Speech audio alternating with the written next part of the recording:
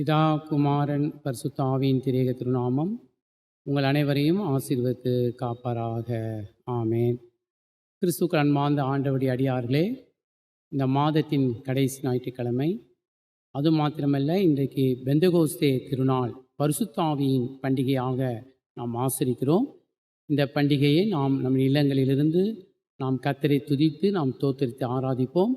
இந்த பரிசுத்த ஆவியின் பண்டிகைக்கு ஆரம்பமாக நாம் யாவரும் முழங்கால் படியிட்டு ஆண்டவரை நோக்கி ஜெபம் செய்வோம்.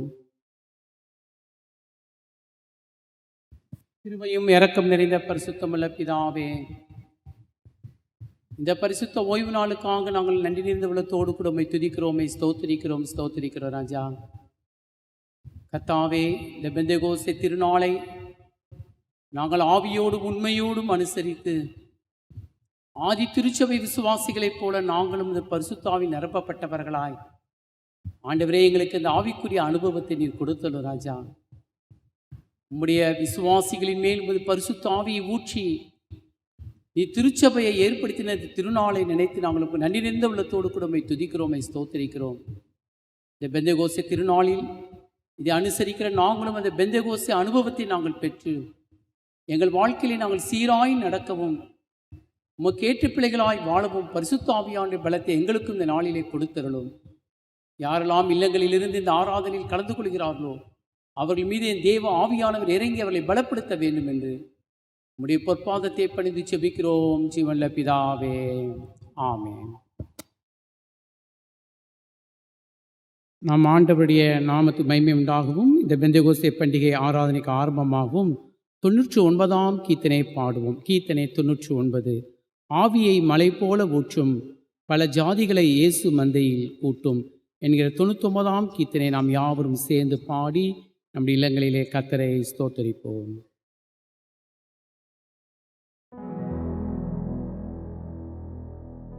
ஆவியை மழை போல ஊற்றும் பல ஜாதிகளை இயேசு மந்தையிற்கூட்டும் ஆவியை மழை போல ஊற்றும் பாவிக்காய் ஜீவனை விட்ட கிறிஸ்தே பரிந்து நீர் பேசியே இறங்கிட செய்யும் ஆவியை மழை போல ஊற்றும் அன்பினால் ஜீவனை வீட்டீர் ஆவி அருள் மாறி பொழியவே பரலோகம் சென்றீர் அன்பினால் ஜீவனை வீட்டீர் இன்ப பெருக்கிலே பொங்கி மகிழ ஏராளமான ஜனங்களை சேரும் ஆவியை மழை போல ஊற்றும் சிதறுண்டலைகின்ற ஆட்டை பின்னும் தேடி பிடித்து நீ தூக்கி சுமந்து சிதறுண்டலைகின்ற ஆட்டை பதறாதே, நான் தான் உன் நல்மேய்ப்பன் இயேசு, வாக்கியர் என்னும் நல் வாக்கையரோளும் ஆவியை மழை போல ஊற்றும் காத்திருந்த பல பேரும் மனம் கடினங்கொள்ளா முன்னே உம் பாதம் சேரும் காத்திருந்த பல பேரும் தோத்திர கீதங்கள் பாடி புகழ்ந்தே சுத்தலோகம் வர தூயாபி ஊற்றும் ஆவியை மழை போல ஊற்றும் தோத்திர கீதங்கள் பாடி எங்கும் சுவிசேஷ ஜபத்தையே நிதம் நிதம் தேடி ஸ்தோத்திர கீதங்கள் பாடி பாத்திரராக அநேகர் எழும்ப பரிசுத்த ஆவியின் அருள் மாறி ஊற்றும் ஆவியை மழை போல ஊற்றும் பல ஜாதிகளை இயேசு மந்தையிற்கூட்டும் ஆவியை மழை போல ஊற்றும்.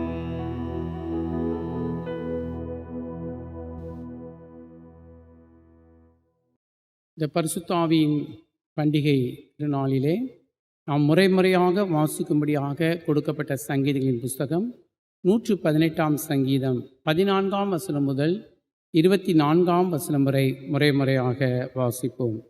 சங்கீதங்களின் புஸ்தகம் 118 சங்கீதம் 14 வசனம் முதல் 24 வசனம் வரை முறையாக வாசிப்போம். கர்த்தர் என் பலனும் என் கீதமும் ஆனவர், அவர் எனக்கு இரட்சிப்பும் ஆனவர். நீதிமான்களுடைய கூடாரங்கள் இரட்சிப்பின் கெம்பீர சத்தம். கர்த்தரின் வலதுகரம் பராக்கிரமம் செய்யும். கர்த்தரின் வலதுகரம் உயர்ந்திருக்கிறது, கர்த்தரின் வலதுகரம் பராக்கிரமம் செய்யும். கர்த்தருடைய செய்திகளை விவரிப்பேன். கர்த்தர் என்னை வெகுவாய் தண்டித்தும் என்னை சாவுக்கு ஒப்புக் கொடுக்கவில்லை. நீதியின் வாசல்களை திறவுங்கள். நான் அவைகளுக்குள் பிரவேசித்து கர்த்தரை துதிப்பேன். கர்த்தரின் வாசல் இதுவே, நீதிமான்கள் இதற்குள் பிரவேசிப்பார்கள். நீர் எனக்கு செவி கொடுத்து எனக்கு இரட்சிப்பாய் இருக்கிறபடியால் நான் உம்மை துதிப்பேன். வீடு கட்டுகிறவர்கள் ஆகாததென்று தள்ளின கல்லே மூளைக்கு தலைக்கல்லாயிற்று. அது கர்த்தராலே ஆயிற்று. நம்முடைய கண்களுக்கு ஆச்சரியமாய் இருக்கிறது. நம் யாவரும் சேர்ந்து வாசிப்போம். இது கர்த்தர் உண்டு பண்ணின நாள், இதை களி கூர்ந்து மகிழ கடவோம். பிதாவுக்கும் குமாரனுக்கும் பரிசுத்த ஆவியானவருக்கும் மகிமை உண்டாவதாக, ஆதியிலும் இப்பொழுதும் எப்பொழுதுமான சதா காலங்களிலும் இருக்கிறபடியே ஆமென். நாம் மீண்டும் ஆண்டவருடைய நாமத்துக்கு மகிமை உண்டாகவும் நாம் கர்த்தரை ஆராதிக்க வண்ணமாய் 81 ஞானப்பாடலில் முதல் 3 கவிகளை பாடி நாம் கர்த்தரை ஆராதனை செய்வோம். ஞானப்பாடல் 81 ஞானப்பாடல் முதல் 3 கவிகள். கர்த்தாவின் தூய ஆவியே, நீர் எங்கள் ஆத்துமத்திலே இறங்கி வாசம் பண்ணும். பர வெளிச்சமாகிய உம்மாலே நாங்கள் சீர்பட தெளிந்த நெஞ்சும் கண்ணும் தந்து வந்து மெய் ஜெபத்தை நற்குணத்தை போதிவியும் மெய் மகிழ்ச்சியை அழியும். ஞானப்பாடல் 81 முதல் 3 கவிகளை நாம் சேர்ந்து பாடுவோம்.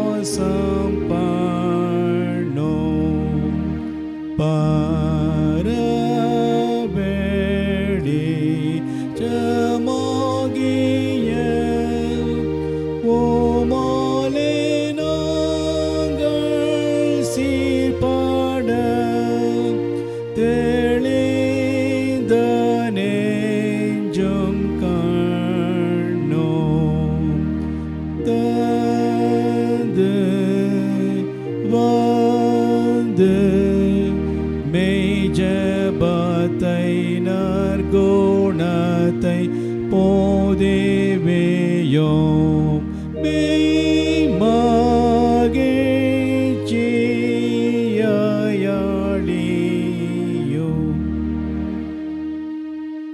நீ போதேவே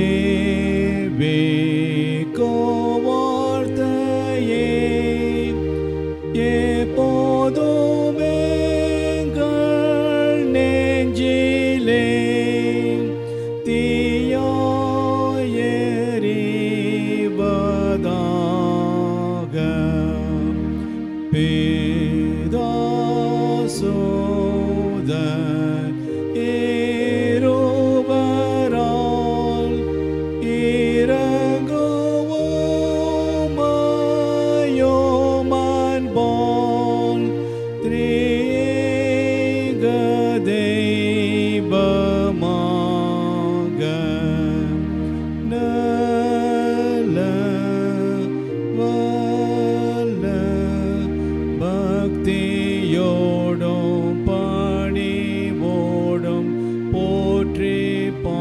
வாழ்வையெங்களுக்கு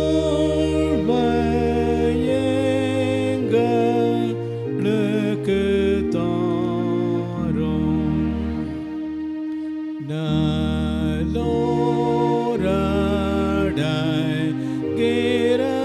எல்லாம் மெய்ஞானத்துக்கு காரணம் நீரெங்கள் மேலே வாரும்.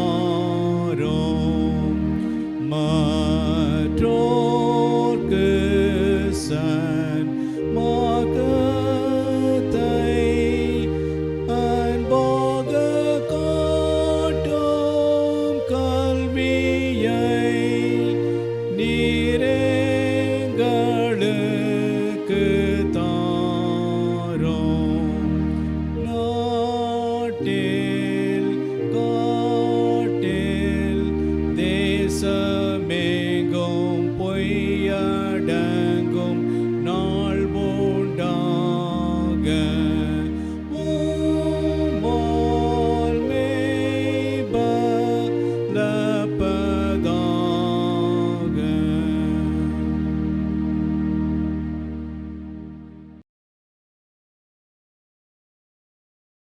பரிசுத்த ஆவியின் பண்டிகையாகிய திருநாளிலே நமக்கென்று கொடுக்கப்பட்டிருக்கிற ஆரம்ப வாக்கியம் நமது கீர்த்தனை புஸ்தகம் பின்புறத்திலே 32ஆம் பக்கத்தில் இருக்கிற ஆரம்ப வாக்கியத்தை நாம் முறையாக வாசித்து நாம் பாடுவோம்.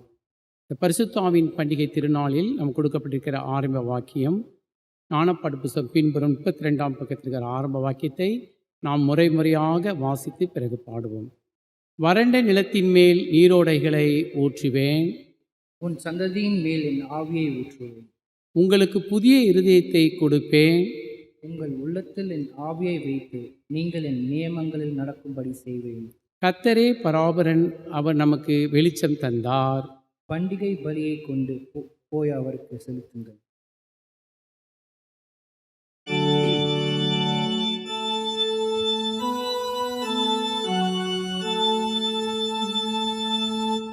வறண்ட நிலத்தின் மேல் நீரோடுகளை ஊற்றுவேன்.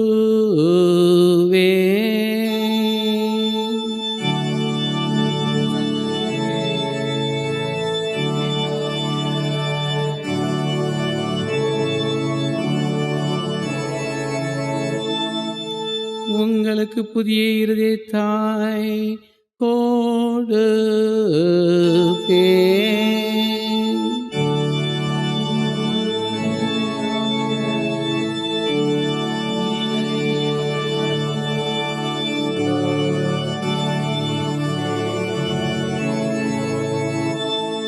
கர்த்தரே பராபரன், அவர் நமக்கு வெளிச்சம் தந்தார்.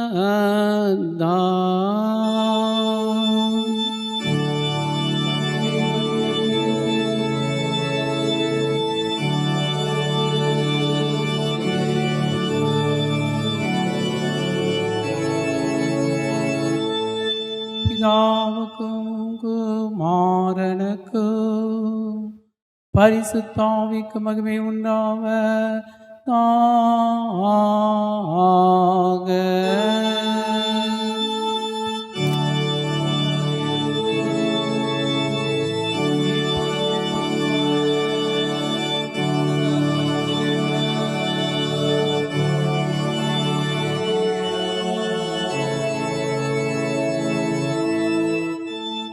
பிரியமானவர்களே, நீங்கள் உங்கள் அபாத்திரத்தன்மையையும் உங்கள் பாவ குற்றங்களையும் உணர்ந்தறிந்து பராபரனுக்கு முன்பாக உங்களை தாழ்த்துங்கள்.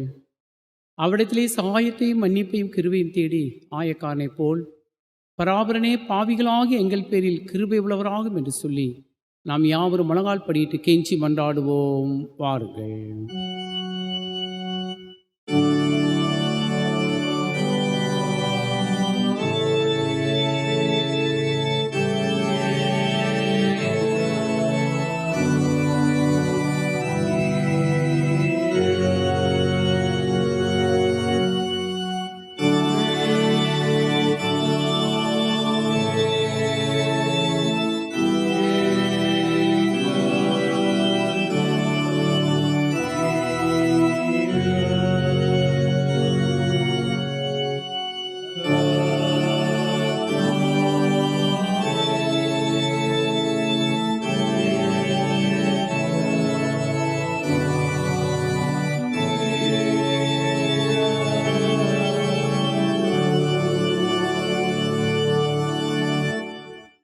உண்மையாய் மனஸ்தாபப்பட்டு தங்கள் பாவங்களை அறிக்கை செய்தவர்களுக்கு சர்வ வல்லமையும் இரக்கமும் உள்ள பராபரன் இறங்கினார்.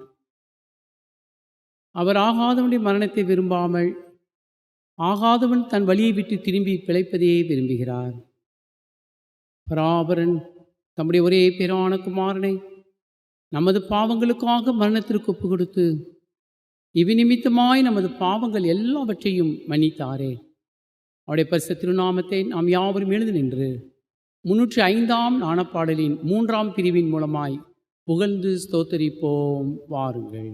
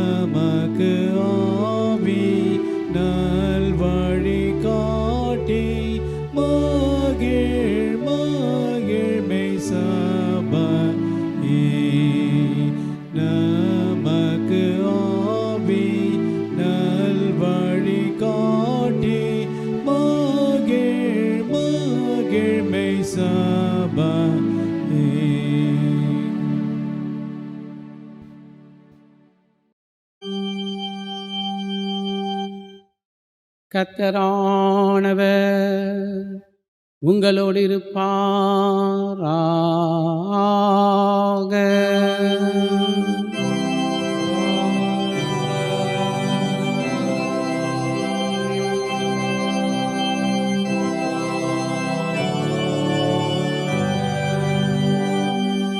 ஆண்டவரை நோக்கி ஜெபம் செய்வோமாக.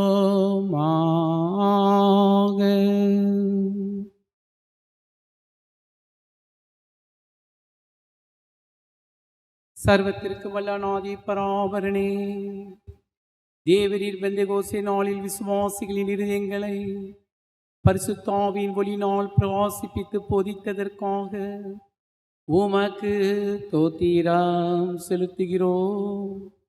நாங்கள் அதே ஆவியானவரால் எல்லாவற்றையும் சரியாய் நிதானித்தறியவும் திறமையடைந்து எப்பொழுதும் அவருடைய தேற்றுதலினால் சந்தோஷப்படும்படிக்கு உம்மோடும் பரிசுத்த ஆவியோடும் என்றென்றும் ஜீவித்த அரசாளுகிற எங்கள் நாதர் இயேசு கிறிஸ்துவின் மூலமாய் உம்மை வேண்டிக் கொள்ளுகிறோம்.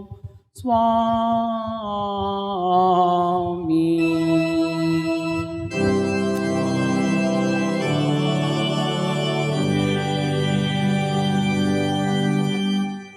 பெந்தெகோஸ்தே பண்டிகை ஆகிய இந்த திருநாளில் வாசிக்கும்படியாக கொடுக்கப்பட்டிருக்கிற பழைய ஏற்பாட்டு பகுதியை வாசிக்க கேட்போமாக. அது யோவேல் தீர்க்கதரிசியின் புஸ்தகம் 2ஆம் அதிகாரம் 28ஆம் வசனம் முதல் 32ஆம் வசனம் வரை வாசிக்க பயபக்தியுடன் கேட்போமாக. யோவேல் தீர்க்கதரிசியின் புஸ்தகம் 2ஆம் அதிகாரம் 28ஆம் வசனம் முதல் 32ஆம் வசனம் வரை. அதற்கு பின்பு நான் மாம்சமான யாவர் மேலும் என் ஆவியை ஊற்றுவேன். அப்பொழுது உங்கள் குமாரரும் உங்கள் குமாரத்திகளும் தீர்க்க தரிசனம் சொல்லுவார்கள். உங்கள் மூப்பர் சொப்பனங்களையும் உங்கள் வாலிபர் தீர்க்க தரிசனங்களையும் காண்பார்கள். ஊழியக்காரர் மேலும் ஊழியக்காரிகள் மேலும் நாட்களிலே என் ஆவியை ஊற்றுவேன். வானத்திலும் பூமியிலும் இரத்தம் அக்கினியும் புகை ஸ்தம்பங்களாக அதிசயங்களை காட்டுவேன். கர்த்தருடைய பெரிதும் பயங்கரமான நாள் வரும் முன்னே சூரியன் இருளாகவும் சந்திரன் இரத்தமாகவும் மாறும். அப்பொழுது கர்த்தருடைய நாமத்தை தொழுது கொள்ளுகிறவன் எவனோ அவன் ரட்சிக்கப்படுவான். கர்த்தர் சொன்னபடி சீயோன் பர்வதத்திலும் எருசலேமிலும் கர்த்தர் வரவழைக்கும் மீதியாய் இருப்பவர்களிடத்திலும் ரட்சிப்பு உண்டாயிருக்கும் என்பதே. நாம் யாவரும் சேர்ந்து கர்த்தரை ஸ்தோத்திரித்து சொல்லுவோம். சேனைகளின் கர்த்தரே நீர் பரிசுத்தர், எல்லாமல்ல கர்த்தரே நீர் பரிசுத்தர், சேனைகளின் கர்த்தரே நீர் பரிசுத்தர், பரிசுத்தர், பரிசுத்தர். ஆமேன். அந்தபடி நாளுக்கென்று குறிக்கப்பட்டிருக்கிற நிருப வாக்கியத்தை வாசிக்க நாம் பயபக்தியுடன் கேட்போமாக. அது அப்போஸ்தலர் நடபடிகளின் புஸ்தகம் 2ஆம் அதிகாரம் 1ஆம் வசனம் முதல் 11ஆம் வசனம் வரை அடங்கியிருக்கிற நிருப வாக்கியத்தை வாசிக்க நாம் பயபக்தியுடன் கேட்போமாக. பெந்தகோஸ்தே என்னும் நாள் வந்தபோது அவர்கள் எல்லோரும் ஒருமனப்பட்டு ஓரிடத்திலே வந்திருந்தார்கள். அப்பொழுது பலத்த காற்று அடிக்கிற முழக்கம் போல வானத்திலிருந்து சடுதியாய் ஒரு முழக்கம் முழங்கி அவர்கள் உட்கார்ந்திருந்த வீடு முழுவதையும் நிரம்பிற்று. அல்லாமலும் அக்னிமயமான நாவுகளைப் போல பிரிந்திருக்கும் நாவுகள் அவர்களுக்கு காணப்பட்டு அவர்கள் ஒவ்வொருவர் மேலும் வந்து அமர்ந்தது. அவர்கள் எல்லோரும் பரிசுத்தாவியினாலே நிரப்பப்பட்டு ஆவியானவர் தங்களுக்கு தந்தருளின வரத்தின்படியே வெவ்வேறு பாஷைகளிலே பேசத் தொடங்கினார்கள். வானத்தின் கீழ் இருக்கிற சகல தேசத்தாரிலும் இருந்து வந்த தேவபக்தியுள்ள யூதர்கள் அப்பொழுது எருசலேமிலே வாசம் பண்ணினார்கள். அந்த சத்தம் உண்டான போது திரளான ஜனங்கள் கூடி வந்து தங்கள் தங்கள் பாஷையிலே அவர்கள் பேசுகிறது அவரவர்கள் கேட்டபடியினாலே கலக்கமடைந்தார்கள். எல்லோரும் பிரமித்து ஆச்சரியப்பட்டு ஒருவரை ஒருவர் பார்த்து, இதோ பேசுகிற இவர்கள் எல்லோரும் கலிலேயர் அல்லவா? அப்படி இருக்க நம்மள் அவர்களுடைய ஜென்ம பாஷைகளிலே இவர்கள் பேச கேட்கிறோமே, இது எப்படி? பார்த்தரும் மேதரும் எலாமீத்தரும் மெசப்பொத்தேமியா யூதேயா கப்பத்தோக்கியா பொந்து ஆசியா பிரிகியா பம்பிலியா எகிப்து என்னும் தேசத்தார்களும் சிரேனே பட்டணத்தை சுற்றி இருக்கிற லிபியாவின் திசைகளிலே குடியிருக்கிறவர்களும் இங்கே சஞ்சரிக்கிற ரோமாபுரியாரும் யூதரும் யூத மார்க்கத்தமைந்தவர்களும் கிரேத்தரும் அரபியரும் ஆகிய நாம் நம்முடைய பாஷைகளிலே இவர்கள் தேவனுடைய மகத்துவங்களை பேச கேட்கிறோமே என்றார்கள். வாசிக்கும்படியாக கொடுக்கப்பட்ட நிருப வாக்கியம் வாசித்து முடிந்தது. பரிசுத்த ஆவியானவர் தாமே இந்த திருவசனை கொண்டு நாம் ஒவ்வொருவரையும் பரிசுத்தப்படுத்தி பலப்படுத்தி காப்பாராக. ஆமேன்.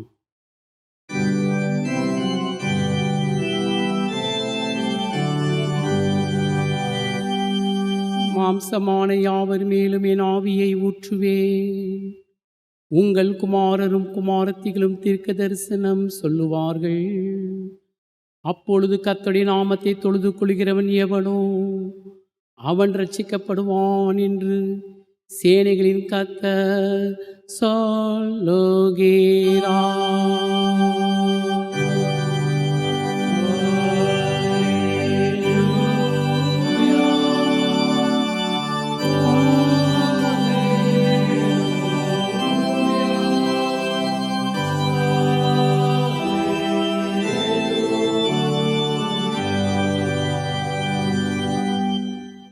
அந்தபடியே இந்த பெந்தகோஸ்தே திருநாளுக்கு என்று குறிக்கப்பட்டிருக்கிற சுவிசேஷ பகுதியை வாசிக்க நாம் பயபக்தியுடன் கேட்போமாக. அது பரிசுத்த யோவான் என்பது சுவிசேஷம் 14ஆம் அதிகாரம் 23ஆம் வசனம் முதல் 31ஆம் வசனம் வரை அடங்கியிருக்கிற இயேசு கிறிஸ்துவின் வார்த்தைகளை வாசிக்க நாம் யாவரும் நம்முடைய வீடுகளிலே எழுந்து நின்று பயபக்தியோடு வாசிக்க கேட்போம். யோவான் 14ஆம் அதிகாரம் 23ஆம் வசனம் முதல். இயேசு அவனுக்கு பிரதியுத்தாரமாக, ஒருவன் என்னில் அன்பாயிருந்தால் அவன் என் வசனத்தை கைக்கொள்ளுவான். அவனில் என் பிதா அன்பாயிருப்பார்.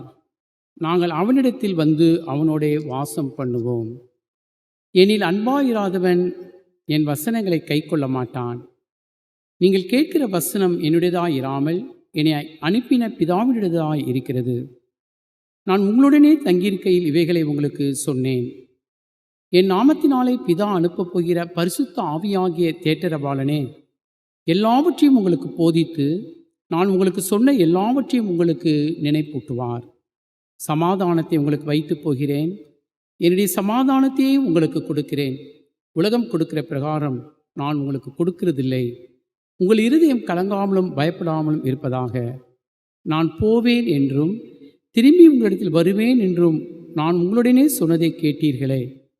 நீங்கள் என்னில் அன்புள்ளவர்களாய் இருந்தால் பிதாவிடத்துக்கு போகிறேன் என்று நான் சொன்னதை குறித்து சந்தோஷப்படுவீர்கள். ஏனெனில் என் பிதா என்னிலும் பெரியவராய் இருக்கிறார். இது நடக்கும்போது நீங்கள் விசுவாசிக்கும்படியாக நடப்பதற்கு முன்னமே இதை உங்களுக்கு சொன்னேன். இனி நான் உங்களுடனே அதிகமாய் பேசுவதில்லை. இந்த உலகத்தின் அதிபதி வருகிறான், அவனுக்கு என்னிடத்தில் ஒன்றும் இல்லை. நான் பிதாவில் அன்பாயிருக்கிறேன் என்றும் பிதா எனக்கு கட்டளிட்டபடி செய்கிறேன் என்றும் உலகம் அறியும்படிக்கு இப்படி நடக்கும். எழுந்திருங்கள், இவ்விடம் விட்டு போவோம் வாருங்கள் என்றார் என்பது.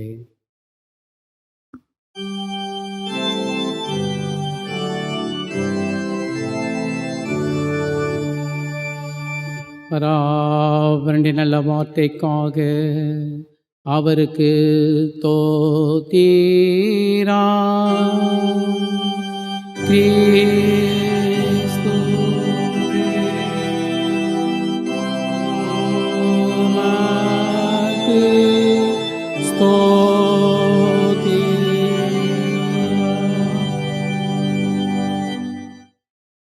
இந்த பெந்தெகோஸ்தே திருநாளில் உலகமெங்கும் கர்த்தரை ஆராதித்துக் கொண்டிருக்கிற சகல பரிசுத்தவான்களோடு நாம் ஆவில் ஒருமனப்பட்டவர்களாய் நிசையா விசுவாச பிரமாணத்தை நாம் பயபக்தியுடன் அறிக்கை செய்வோம் வாருங்கள். நம்முடைய ஞானப்பாட்டு புஸ்தகம் பின்புறத்திலே 13ஆம் பக்கத்தில் இருக்கிற நிசையா விசுவாச பிரமாணத்தை நாம் யாவரும் எழுந்து நின்று உணர்ந்து நாம் பயபக்தியோடு அறிக்கை செய்வோம் வாருங்கள். ஒரே பராபரனை விசுவாசிக்கிறேன். இவர் வானத்தையும் பூமியையும் காணப்படுகிறதும் காணப்படாதமான எல்லாவற்றையும் படைத்தவர், எல்லாம் வல்ல பிதாவுமானவர். ஒரே ஆண்டவராகிய இயேசு கிறிஸ்துவை விசுவாசிக்கிறேன். இவர் பராபரனுடைய ஒரே பேரான குமாரன். எல்லா காலங்களுக்கு முன்பே பிதாவினின்று பிறந்தவர், உண்டாக்கப்பட்டவர் அல்ல, பிறந்தவரே. பராபரன் என்று பராபரன், ஜோதி என்று ஜோதி, மெய்யான கடவுள் என்று மெய்யான கடவுள், பிதாவோடு ஏக வஸ்துவானவர். இவரை கொண்டு எல்லாம் உண்டாயின. இவர் மனிதராகி நமக்காகவும் நமது இரட்சிப்பிற்காகவும் பரலோகத்திலிருந்து இறங்கி பரிசுத்த ஆவியினால் கன்னிமரியாளிடத்தில் பிறந்து மனிதனானார். பொந்தி பிலாத்துவின் கீழ் நமக்காக சிலுவையில் அறையுண்டு மரித்து அடக்கம் செய்யப்பட்டார். வேத வாக்கியங்களின்படியே 3ஆம் நாள் உயிரோடு எழுந்தார். பரலோகத்திற்கு ஏறி பிதாவின் வலது பார்சத்தில் வீற்றிருக்கிறார். அவ்விடத்திலிருந்து உயிர்லோரையும் மரித்தோரையும் நியாய தீர்ப்பு அளிக்க மகிமையோடே திரும்ப வருவார். இப்படி ராஜ்யத்திற்கு முடிவு இல்லை. பரிசுத்த ஆவியானவரை விசுவாசிக்கிறேன். இவர் ஆண்டவரும் உயிர்ப்பிக்கிறவருமாமே. இவர் பிதாவினும் குமாரனும் புறப்படுகிறவர், பிதாவோடும் குமாரனோடும் ஒரே நிலையில் தொழுது மகிமைப்படுத்தப்படுகிறவர். தீர்க்கதரிசிகளை கொண்டு உரைத்தவரும் இவரே. பரிசுத்தமும் பொதுவான ஒரே அப்போஸ்தல சபை உன்னடி விசுவாசிக்கிறேன். பாவ மன்னிப்புக்காக ஒரே ஞானஸ்தானம் முன்னென்று ஒப்புக்கொள்கிறேன். மரித்தோரின் உயிர்த்தெழுதலையும் நித்திய ஜீவனையும் எதிர்நோக்கி கொண்டிருக்கிறேன். ஆமென். நாம் அறிக்கை செய்த இந்த உண்மையான விசுவாசத்தில் நாம் மரண பரியந்தம் கிறிஸ்துவுக்கென்று சாட்சிகளாய் நிலைத்திருக்க நம் அனைவரையும் பரிசுத்த ஆவியானவர் தாமே பலப்படுத்தி காப்பாராக. ஆமென். பிரியமானவர்களே, இப்பொழுது பிறந்த நாள், திருமண நாள் மற்றும் கர்த்தருக்கு நன்றி செலுத்த விரும்புகிறவர்கள் உங்கள் இல்லங்களிலேயே நீங்கள் கர்த்தருக்கு நன்றிகளை செலுத்தலாம். இப்பொழுது நாம் எல்லாரும் நம்முடைய வீடுகளிலிருந்து கண்களை மூடி எல்லாரும் பயபக்தியோடு நன்றி நிறைந்த உள்ளத்தோடு கூட நாம் ஆண்டவருக்கு நம்முடைய துதிகளை, நம்முடைய ஸ்தோத்திர பலிகளை ஏறெடுப்போமா? அதற்கு ஆதாரமாக 130ஆம் ஞானப்பாடல் முதல் 2 கவிகளை நாம் பாடி கர்த்தரை துதிப்போம். 130ஆம் ஞானப்பாடல் முதல் 2 கவிகளை நாம் பாடி நாம் எல்லாரும் வீடுகளில் கர்த்தரை துதித்து பிறந்த நாள், திருமண நாளுக்காக ஜெபம் செய்வோம். நான் தேவரீரை கர்த்தரை துதிப்பேன் அடியேன், நான் எல்லாரின் முன்னும் உம்மையே நான் அறிக்கை பண்ணுவேன் என்கிற 130ஆம் ஞானப்பாடல் முதல் 2 கவிகளை நாம் எல்லாரும் பாடி துதித்து நாம் துதியின் பலி ஜெபத்தை நாம் ஏறெடுப்போமாக. கர்த்தர் இம்மட்டுமாக உங்களுக்கும் எனக்கும் நம்முடைய விசுவாசிகளுக்கும் ஜீவன் சுக பலத்தை கொடுத்திருக்கிறார். எவ்வளோ கொள்ளை நோய் மத்தியிலும் தேவன் நம்மை அற்புதமாய் காத்திருக்கிறார். அந்த நன்றி உள்ளத்தோடு கூட நாம் கர்த்தரை ஸ்தோத்திரித்து ஜெபம் செய்வோம்.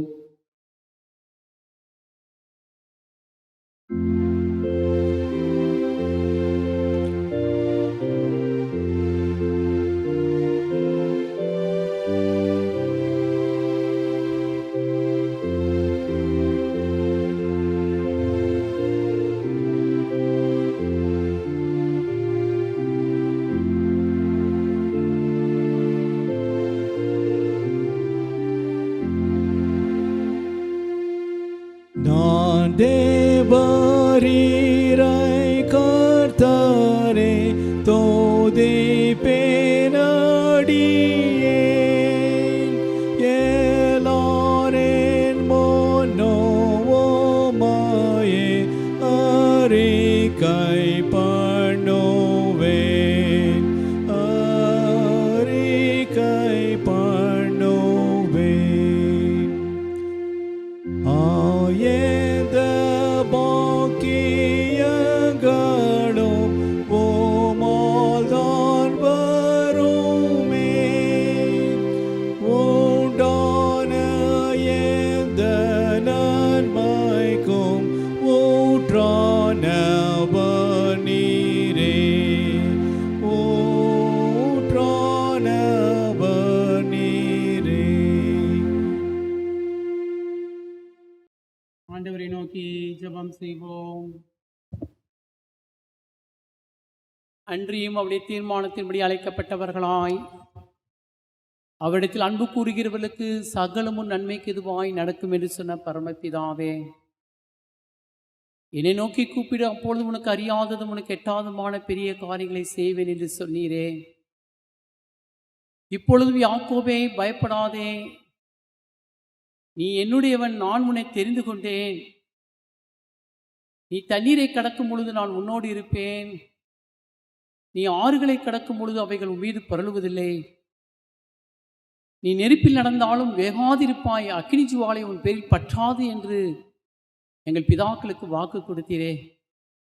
அந்த உன்னதமான ஜீவனுள்ள உயிருள்ள வார்த்தை இன்றைக்கும் கர்த்தாவே எங்கள் வாழ்க்கையில் நடக்கிறதற்காக ஸ்தோத்திரம் அப்பா.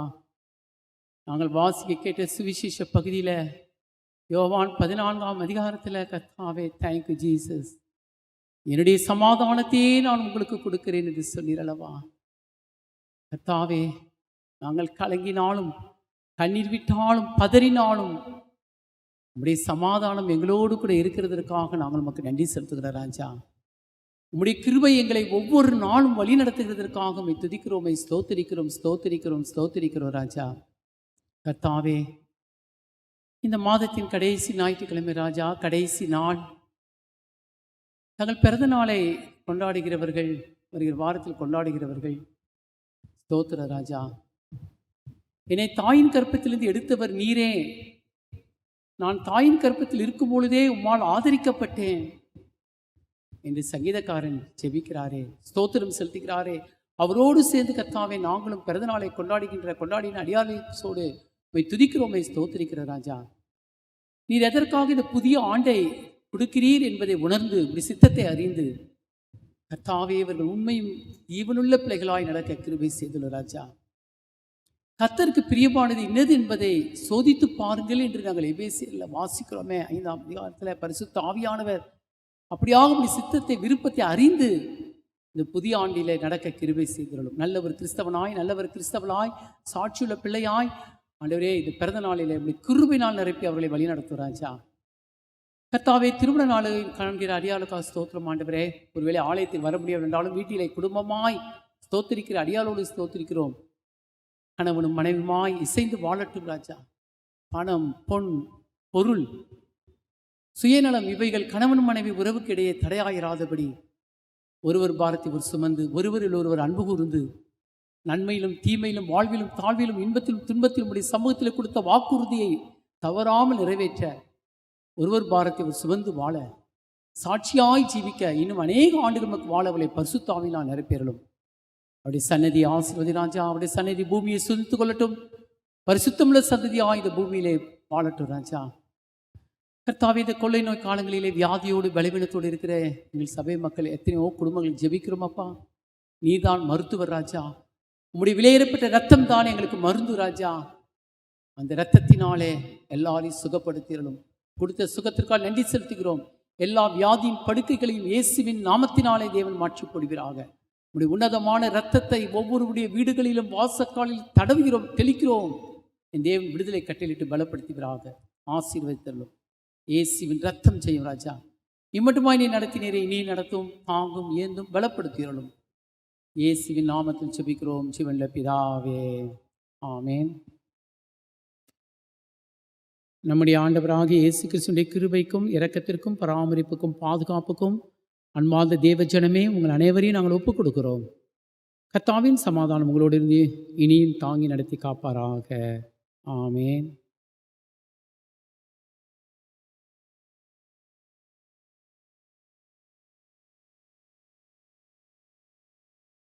நாம் மீண்டும் ஆண்டோடைய நாமத்தை மகிமை உண்டாகும் நாம் கர்த்தருடைய வார்த்தையை கேட்க நம்மை ஆயத்தப்படுத்தும் வண்ணமாக 84ஆம் நாணப்பாடலில் முதல் 4 கவிகளை பாடி நாம் கர்த்தருடைய வார்த்தையை கேட்பதற்கு நம்மை ஆயத்தப்படுத்துவோம். நாம் யாவரும் நம்முடைய இல்லங்களிலே எழுந்து நின்று பரிசுத்த ஆவியானவர் தாமே நம்மோடு கூட பேசும்படியாக இந்த பெந்தெகோஸ்தே திருநாளிலே அவருடைய வார்த்தை வல்லமையோடு அதிகாரத்தோடு ஆறுதலோடு நமக்கு வரும்படி நாம் ஜெபத்தோடு இந்த 84ஆம் நாணப்பாடல் முதல் 4 கவிகளை நாம் பாடுவோம். வாரும் தேவ ஆவி வாரும், எங்கள் ஆத்துமத்தில் எங்களுக்கு உயிரை தாரும். வாரும் தூய ஆவியே, உம்முடன் வெளிச்சமும் சீரும் ஜீவனும் வரும். 84ஆம் நாணப்பாடலில் முதல் 4 கவிகளை பாடுவோம்.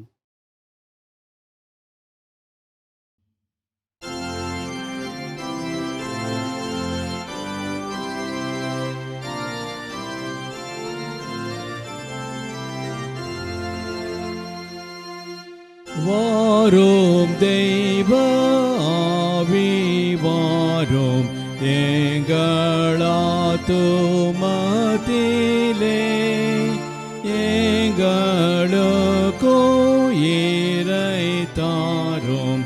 வாரும் தூய ஆவியே, ஓமுடன் வெளிச்சமும் சீரும் ஜீவனோ வரும். எங்கள் நெஞ்சிலினர் புத்தி தெய்வ பயமும் வர, அதை நீர் குணப்படுத்தி தப்புனினைவாகிய யாவையோமதில் நீரே நீக்கும் தேவ ஆவியே. மோட்சத்தின் வழியை காட்டி சகல தடயையும் நீக்கியங்களை காப்பாற்றி நல்லோராக்கியரோடும் காலிடரேற்றையாகி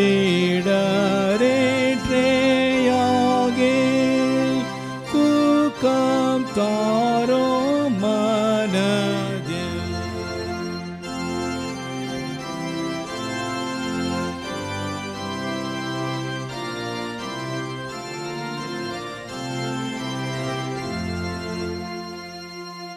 நாங்கள் தெய்வ மைந்தரென்று நீரே தீங்கு நாளிலும் சாட்சி தந்து பேயை வென்று நெஞ்சை தேற்றியரோடும் தெய்வ அன்பின் தண்டிப்பு எங்களுக்கு நல்லது.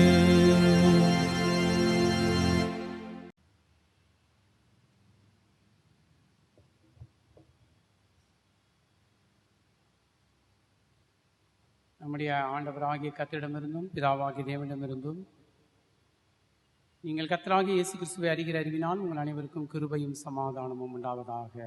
ஆமென். நாம் யாவரும் ஆண்டவரை நோக்கி ஜெபம் செய்வோம்.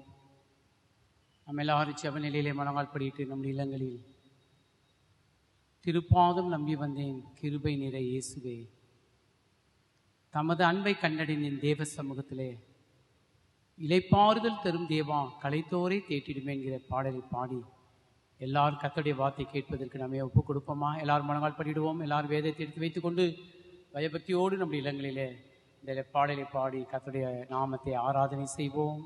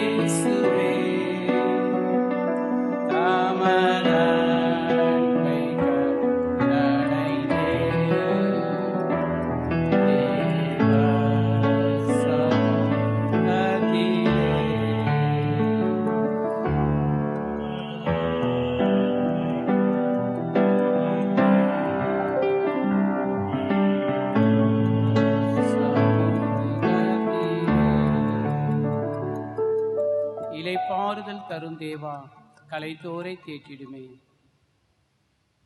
உம்முடைய கிருபைக்கும் உம்முடைய இரக்கத்திற்கும் எங்களை ஒப்புக் கொடுக்கிற ராஜா. வாரும் பரிசுத்த ஆவியானவரே, உம்மை விசுவாசிக்கிற எங்கள் ஒவ்வொருடைய உள்ளத்திலும் வந்து இறங்கி அதில் உமது அன்பு என்னும் தீயை மூட்டி அருளும். வேத வசனங்களை ஆராய்ந்து பாருங்கள், அவைகளால் உங்களுக்கு நித்திய ஜீவன் உண்டு என்று சொல்லீரல்லவா. நாங்கள் உமது வேத வசனங்களை தியானிக்கும் பொழுது எங்களுடைய உள்ளங்கள் கொழுந்து விட்டு எரியும்படியாய் பரிசுத்த ஆவியானவரே, நீர் எங்களோடு கூட பேசும். உம்முடைய வசனம் மாத்திரமே எங்கள் வாழ்க்கையில சத்தியமாகட்டும் சுவாமி. ஆமென். கிறிஸ்துவுக்குள் அன்பார்ந்தவர்களே, இன்றைய திருநாள் இது பெரிய திரு பண்டிகை, பெந்தகோஸ்தே திருநாள். இன்றைக்கு உலகமெங்கும் இருக்கிற திருச்சபைகள் எல்லாம் இதை சிறப்போடு கூட கொண்டாட வேண்டிய ஒரு திருநாளாக இன்றைக்கு அமைந்திருந்தாலும், நம்முடைய இல்லங்களிலே நம்முடைய உணர்வு பூர்வமாக இந்த பண்டிகை இன்றைக்கு நாம் கொண்டாட வேண்டும். பெந்தகோஸ்தே திருநாள் இது பரிசுத்த ஆவியின் பண்டிகை. இந்த பண்டிகையிலே நம்முடைய தியானத்திற்காக எடுத்துக்கொண்ட திருமறை பகுதி அது சகரியா தீர்க்கதரிசியின் புஸ்தகம் 4ஆம் அதிகாரம் 6ஆம் வசனத்தை இன்றைக்கு தியானித்து வாசித்து பரிசுத்த ஆவியின் துணையோடு தியானம் செய்வோம். சகரியா தீர்க்கதரிசியின் புஸ்தகம் 4ஆம் அதிகாரம் 6ஆம் வசனம். அப்பொழுது அவர் செருபாபேலுக்கு சொல்லப்படுகிற கர்த்தருடைய வார்த்தை என்னவென்றால், பலத்தினாலும் அல்ல, பராக்கிரமத்தினாலும் அல்ல, என்னுடைய ஆவினாலே ஆகும் என்று சேனைகளின் கர்த்தர் சொல்கிறார்.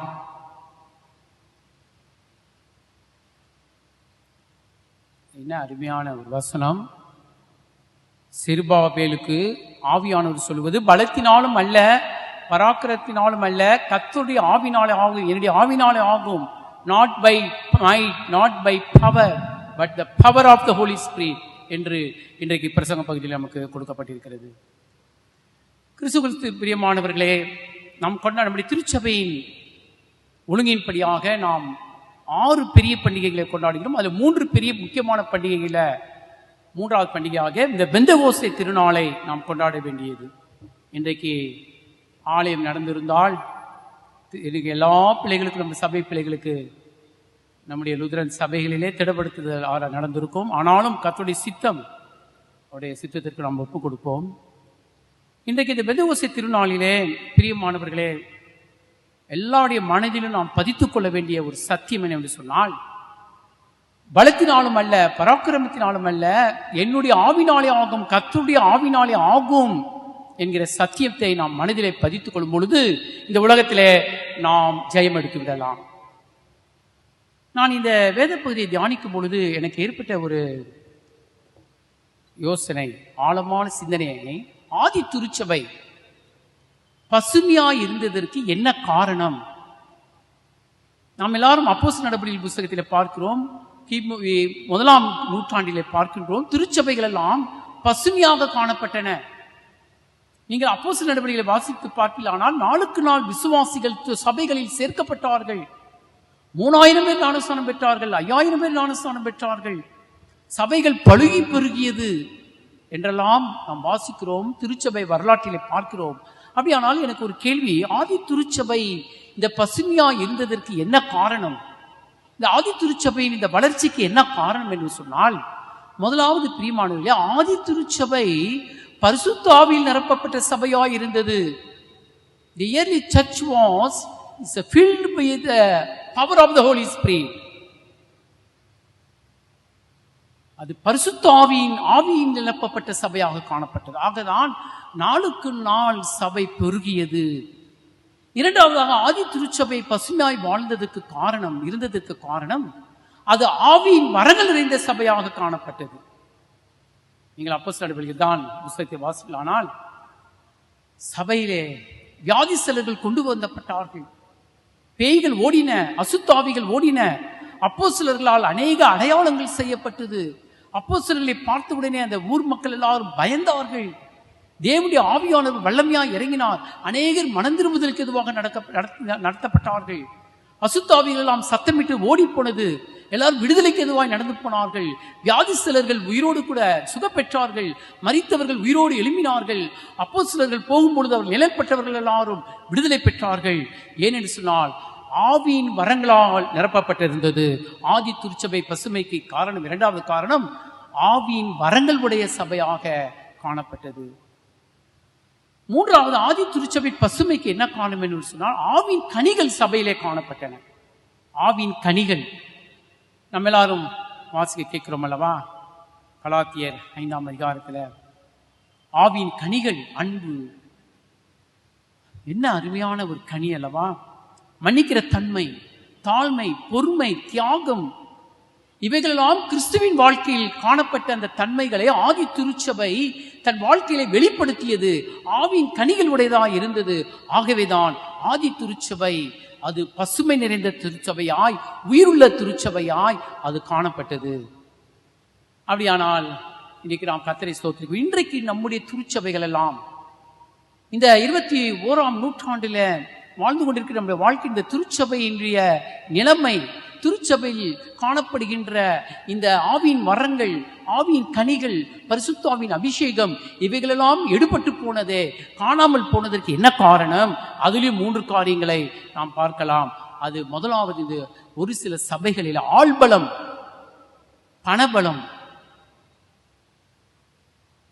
மனித பலம், சுயபலம், இதை நம்பி திருச்சபைகள் காணப்படும் பொழுது அது பரிசுத்தாவின் வல்லமை இழந்துவிட்டது. பிரியமானவர்களே, ஒரு வளர்ச்சியற்ற சபையாய், ஆவின் வரங்கள் இல்லாத சபையாய், ஆவின் கனிகள் இல்லாத சபையாய் இன்றைக்கு அது காணப்படுகிறது.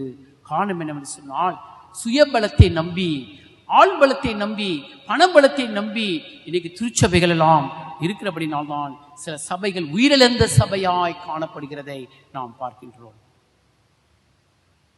முதலாவது பிரியமானவர்களே, சுயபலத்தை நம்பும் பொழுது அங்கு ஆவியானவர் இருக்க மாட்டார். நன்றாக புரிந்து கொள்ளுங்கள். பிரசங்க பகுதியிலே அதை மனதில் வைத்துக் கொள்ள வேண்டும். பலத்தினாலும் அல்ல, பராக்கிரத்தினாலும் அல்ல, என்னுடைய ஆவினால் தான் ஆகும். இங்கே இன்றைக்கு சபையிலே அநேகர் சுயபலத்தை நம்பி இருந்தார்கள். அந்த சுயபலம் என்று சொல்லும் பொழுது அது சிம்சோனை தான். பழைய ஏற்பாட்டிலே நாம் வாசிக்கிறோம் அல்லவா?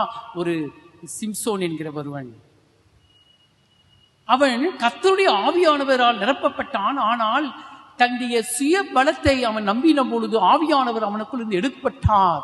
அவன் பலமை இழந்து போனவனாய், ஐயோ ஆண்டவரே, இந்த ஒரு விசை என்னை மன்னித்தருளும், என்னை ஒரு விசை பலப்படுத்தியருளும் என்று சொல்லி கதறுகின்றான். என்றைக்கு ஒரு மனிதன் தன் சுய பலத்தை நம்புகிறானோ அன்றைக்கு பரிசுத்த ஆவியானவர் அந்த மனிதனிடத்திலிருந்தோ அந்த திருச்சபையிலிருந்தோ அவர் வெளியே போய்விடுகின்றார். மனித சுயபலத்தை நம்பி நாம் வாழ்வதனால்தான் நமக்குள் ஆவியானுடைய பலம் இல்லை. திருச்சபை வளர்ச்சி இல்லாத சபைகளாக காணப்படுகின்றன. இரண்டாவது பாருங்கள், ஆள்பலம். ஆள்பலம். எலியா தீர்க்கதரிசி ஒரே மனுஷன், 450 பாகால் தீர்க்கதரிசிகள் சூழ நின்று கொண்டிருக்கிறார்கள். எலியா தீர்க்கதரிசி, ஆண்டவரே என்னை கேட்டருளும், என்னை கேட்டருளும் என்று கதறுகின்றார். பல கூட்ட மக்கள் எதிராய் நிற்கிறார்கள். ஆனால் எலியா என்கிற ஒரே தீர்க்கதரிசி, ஆனால் அந்த தீர்க்கதரிசிக்குள்ளாக பரிசுத்தாவின் பலம் இருந்தபடினால் 450 பாகால் தீர்க்கதரிசிகளை எலியா தீர்க்கதரிசி கொன்று போட்டு விட்டார். அங்கே தேவன் ஒரு அற்புதத்தை செய்தார் அல்லவா?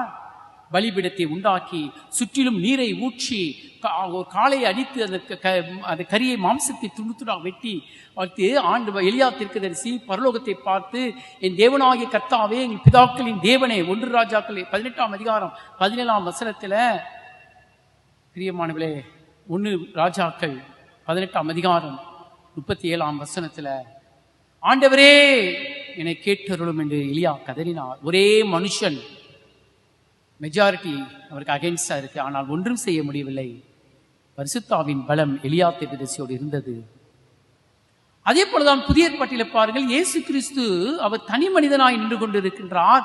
சுற்றிலும் பயங்கரமான கூட்டம் இயேசு கிறிஸ்துக்கு விரோதமாய் கூடி கூக்குரலிட்டுக் கொண்டிருக்கிறது. Majority is not always right. புரிந்து கொள்ளுங்கள். கூட்டம் அதிகமா இருக்கிறதுனால அவங்க சொல்றது நீதியாகி விடாது, நியாயமாகி விடாது. ஒரு மனிதன் தனித்திருப்பானால் அவன் சொல்லுவது அநீதியாகி விடாது. இயேசு கிறிஸ்து தனித்து நின்று கொண்டிருந்தார், கூட்டம் எதிரே நின்று கொண்டிருக்கிறது. ஆனால் கிறிஸ்துவுக்குள் பரிசுத்த ஆவியானவர் இருந்தார். இயேசு கிறிஸ்து ஜெயம் எடுத்தார். ஆள்பலத்தை நம்பி திருச்சபையும் ஒரு கிறிஸ்தவனும் இருக்கும் பொழுது அங்கே ஆவியானவர் செயல்பட மாட்டார். பிரியமானவர்களே, மூன்றாவது பணபலம். அந்த பணபலத்தை பற்றி சொல்லும் பொழுது 30 வெள்ளிக்காசு யூதாசுக்கு அது பலமாக தெரிந்தது. ஆனால் அவனுக்குள் இருந்த பரிசுத்த ஆவியின் ஈவை அவன் இழந்து விட்டான். தூக்கி போட்டு நிம்மதி இழந்தவனாய் ஓடி போனான். பணபலத்தினால் சாதிக்க முடியாது. பிரியமானவர்களே, அப்போஸ்தலர் நடவடிக்கை புத்தகம் 8ஆம் அதிகாரம் 18ஆம் 19ஆம் வசனத்துல அங்கு சீமோன் என்கிற ஒரு மந்திரவாதி பேதுருவிடத்துல யோவானிடத்துல வந்து யார் தலையில் கை வைக்கிறார்களோ அவள் பரிசுத்த ஆவியை பெறும் சொல்லி பணத்தை கொண்டாந்து கொடுக்கின்றான். பணபலத்தினாலே ஆவின் வரங்களை சம்பாதிக்க நினைத்தான். அவனை சபித்து போட்டார்கள். பிரியமானவர்களே, இன்றைக்கு நாம் எந்த பலத்தினாலே வாழ்ந்து கொண்டிருக்கிறோம்? இன்றைக்கு நீங்களும் நானும் கிறிஸ்தவர்களாக வாழ்கிறோமே, இந்த உலக வாழ்க்கையில நாம் எந்த பலத்தை நம்பி வாழ்ந்து கொண்டிருக்கிறோம்? பிஷப் ஜான்சன் அவர்கள் எங்களுக்கு குரு பட்டம் கொடுத்தார், எங்களுடைய பேட்ச் பாஸ்டர்ஸ்க்கு. அப்பொழுது அவர் சொல்லும் பொழுது அடிக்கடி சொல்லுவார், நாம் எல்லாரும் சபை குருமார்கள் டிரான்ஸ்ஃபர் ஆகி போகும் பொழுது சில நேரங்களில் சில பாஸ்டேட்லாம் தெரியாது, முன்பின் தெரியாத ஊருக்கு நாம் போகிறோம். அங்கே நமக்கு சொந்த பந்தங்கள் எல்லாம் இருக்க மாட்டார்கள். ஆனால் பரிசுத்த ஆவியின் பலத்தோடு நாம் ஒரு குரு சேகரத்துக்கு போகும் பொழுது தேவன் முழு சபையை நமக்கு ஈவாய் கொடுப்பார். அந்த பரிசுத்த ஆவியின் பலம் நம்மோடு கூட இருக்கும் என்று அடிக்கடி எங்களுக்கு சொன்ன அந்த வார்த்தை இன்றைக்கு என் காதுகளில் ஒலித்துக் கொண்டிருக்கிறது. பிரியமானவர்களே, நான் எந்த பலத்தினாலே நான் ஊழியம் செய்து கொண்டிருக்கிறேன்? நான் எந்த பலத்தினாலே கிறிஸ்தவனாக வாழ்ந்து கொண்டிருக்கிறேன்? நான் எந்த பலத்தினாலே இந்த உலக வாழ்க்கையில நான் என் தேவைகளை சந்தித்துக் கொண்டிருக்கிறேன்? பணம் பலத்தினாலா, ஆள் பலத்தினாலா, என் சுய பலத்தினாலா, அல்லது பரிசுத்த ஆவியின் பலத்தினாலா? பலத்தினாலும் அல்ல, பராக்கிரத்தினாலும் அல்ல, கர்த்தருடைய ஆவினாலே ஆகும் என்று சேனைகளின் கர்த்தர் சொல்லுகிறார். இன்றைக்கு பரிசுத்த ஆவியின் பலத்தை நாம் பெற்றிருக்கிறோமா? பெந்தெகோஸ்தே அனுபவம் என்பது அது ஒரு வித்தியாசமான அனுபவம். பிரியமானவர்களே, அது வெறும் பாரம்பரியத்தை சார்ந்து இருப்பதல்ல. ஒரு கிறிஸ்தவன் தன் உணர்வு பூர்வமாக முழங்கால் படியிட்டு தேவனை நோக்கி கண்ணீர் விட்டு கதறுகின்ற பொழுது, அப்பா பிதாவே என்று அவரை நோக்கி கூப்பிடும் பொழுது, தன் பாவத்தை அறிக்கை செய்கின்ற பொழுது உன்னதத்திலிருந்து வருகிற ஒரு வல்லமை தான் பரிசுத்த ஆவியின் அபிஷேகம் என்பதை நாம் மறந்துவிடக்கூடாது. அந்த அபிஷேகத்தை ஒவ்வொரு கிறிஸ்தவனும், ஒவ்வொரு திருச்சபையும், ஒவ்வொரு ஊழியக்காரனும் பெற்றிருக்கும் போது மாத்திரம்தான் பிரியமானவர்களே சபைகள் எல்லாம் எழுப்புதலாக இருக்கும், கிறிஸ்தவ குடும்பங்களில் எழுப்புதல் காணப்படும். இன்றைக்கு பார்த்தீங்களானால் ஒரு சிலருக்கு தாங்கள் செய்வது தவறு என்றே தெரியவில்லை. தெரியாதபடி பிசாசானவன் அவர் கண்களை குருடாக்கி இருக்கிறான். எனவேதான் யோவான் 16ஆம் அதிகாரம் 8ஆம் வசனம் 11ஆம் வசனத்தில் இயேசு சொல்லும் பொழுது, பரிசுத்த ஆவியானவர் உங்களிடத்தில் வருகின்ற பொழுது பாவத்தை குறித்தும் நீதியை குறித்தும் நியாயத்தை குறித்தும் உங்களுக்கு எடுத்து உணர்த்துவார். எனவேதான் தாவீது பாருங்க, பாவம் செஞ்ச உடனே பரிசுத்த ஆவியானவரிடத்தில் போய்விட்டார். தாவீது கதறுகின்றார், தூய இருதயத்தை கர்த்தாவே சிருஷ்டியும், நிலைவரமான ஆவியை நீர் புதுப்பித்தருளும், உம்முடைய ஆவியை என்னிலிருந்து எடுத்துக்கொள்ளாதீரும் என்று 51ஆம் சங்கீதத்தில் கதறுகிறாரே. பரிசுத்த ஆவியானவர் இருக்கும்போது தான் நான் செய்வது தவறு, நான் பேசுவது தவறு, எது நீதி எது நியாயம் என்று சொல்லி உணர்த்துகிற ஒரே ஒருவர் பரிசுத்த ஆவியானவர் தான். பரிசுத்த ஆவியானவர் கிறிஸ்துவங்களே function of the Holy Spirit. Holy Spirit பரிசுத்த ஆவியானவர்னா நம்ம நினைக்கிறோம் அது ஏதோ பெந்தெகோஸ்தே சபைகளுக்கு மாத்திரம்தான் என்று நினைக்கிறோம், அல்லது பரிசுத்த ஆவி வரும்போது குதிப்பார்கள் என்று நினைக்கிறோம், பரிசுத்த ஆவி வரும்போது அந்நிய பாஷை பேசுவார்கள் நினைக்கிறோம். உண்மைதான் இருக்கலாம். ஆனால் பரிசுத்த ஆவியானவர் function of the Holy Spirit என்ன? ஒரு மனிதனுக்குள் பரிசுத்த ஆவியானவர் வரும்பொழுது அவன் நீதியை செய்வான், நியாயத்தை செய்வான், சத்தியத்தை பேசுவான், உண்மையை பேசுவான். அதுதான் பரிசுத்த ஆவியை பெற்றுக்கொண்டதற்கு ஒரு அடையாளம். உங்களுக்கு தெரியுமா, நம்முடைய மிஷனரிமார்கள் எல்லாரும் இந்தியாவிற்கு வந்தபோது இயேசுவை மாத்திரம் சொல்லுனார்கள் என்பதல்ல, அந்த பரிசுத்த ஆவியின் பலத்தை பெற்றதனால்தான் அநீதிகளை எல்லாம் அவர்கள் தடுத்து கேட்டார்கள். வில்லியம் கேரி கல்கத்தாவிலே உடன்கட்டை ஏறுதலுக்கு அந்த சட்டத்துக்கு விரோதமாக நின்று போராடினார். கன்னியாகுமரி நாகர்கோவில் பகுதிகளிலே லிங்கல் தோபே அங்கே பெண்கள் மேலாடை அணியக்கூடாது என்கின்ற திட்டத்திற்கு விரோதமாய் எழுந்து போராடி அந்த பெண்களுக்கு விடுதலை வாங்கி கொடுத்தார். ஆகவேதான் திருநெல்வேலி நாகர்கோவிலும் மாஸ் கன்வர்ஷன், கூட்டம் கூட்டமாக எல்லாரும் கிறிஸ்துவை ஏற்றுக்கொண்டார்கள். அந்த மிஷனரிகளுக்குள்ளாக பரிசுத்தாவின் வல்லமை இருந்தபடினால்தான் நீதிக்காகவும் நியாயத்திற்காகவும் போராடினார்கள். அதுதான் பரிசுத்தாவின் வல்லமையினுடைய செயல்பாடு என்பதை நாம் மறந்துவிடாது. கர்த்தருடைய ஆவினால் தான் ஆகும் பிரியமானவர்களே. செருபாபேலுக்கு கர்த்தர் சொல்லிட்டு 9வது வசனத்துல, செருபாபேல் 7ஆம் வசனம், பெரிய பர்வதமே நீ எம்மாத்திரம், செருபாபேலுக்கு முன்பாக நீ சம பூமி ஆவாய். தலைக்கலை அவன் கொண்டு வருவான், அதற்கு கிருபை உண்டாவதாக கிருபை உண்டாவதாக என்று ஆர்ப்பரிப்பார்கள் என்றார். பின்னும் கர்த்தருடைய வாக்கு எனக்கு உண்டாகி, அவர் செருபாபேலின் கைகள் இந்த ஆலயத்தை அஸ்திபாரம் போட்டது, அவன் கைகளே இதை முடித்து தீர்க்கும், அதனால் சேனையின் கர்த்தரினை உங்களுக்கு அனுப்பினார் என்று அறிவீர்கள். பிரியமானவர்களே, ஒரு கர்த்தருடைய ஆலயத்தை கட்ட வேண்டும் என்றாலும் பரிசுத்தாவின் பலம் இருக்க வேண்டும். சுய பெருமைக்காக சுய பலத்திற்காக அல்ல. இங்கே பாருங்கள், செருபாபேல் இதை அஸ்திபாரம் போட்டால் அவன் கைகளை இது கட்டி முடிக்கும் என்று கர்த்தர் சொல்லுகிறார். ஆவியான ஒரு மனுஷனுக்குள் இருக்கும் பொழுது, ஒரு ஊழியக்காரனுக்குள்ள இருக்கும் பொழுது, ஒரு திருச்சபையில் இருக்கின்ற பொழுது, அங்கே ஆவியின் வரங்களும் ஆவியின் கனிகளும் செயல்படும். திருச்சபை வித்தியாசமாக பழுகி பெருகும் என்று சொல்லி நாம் பார்க்கின்றோம். பிரியமானவர்களே, பரிசுத்த ஆவியின் அபிஷேகத்தை நாம் பெற்றிருக்க வேண்டும். அப்படி பெற்றிருக்கும் பொழுதுதான் நமக்குள் நம்முடைய குறைகளை தான் ஆவியானவர் உணர்த்துவார். நாத்தான் தீர்க்கதரிசி பரிசுத்த ஆவியில் நிரப்பப்பட்டிருந்தார்.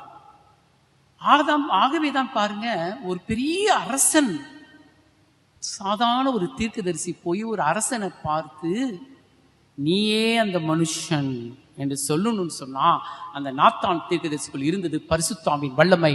இன்றைக்கு நீங்களும் நானும் சில நேரங்களில் பயந்து கொண்டிருக்கிறோம் அல்லவா? அதிகாரத்துக்கு பயப்படணும், கீழ்ப்படினு ரோமர்ல 14ஆம் அதிகாரத்தில் பவுலடிகளார் சொல்லுகிறார்.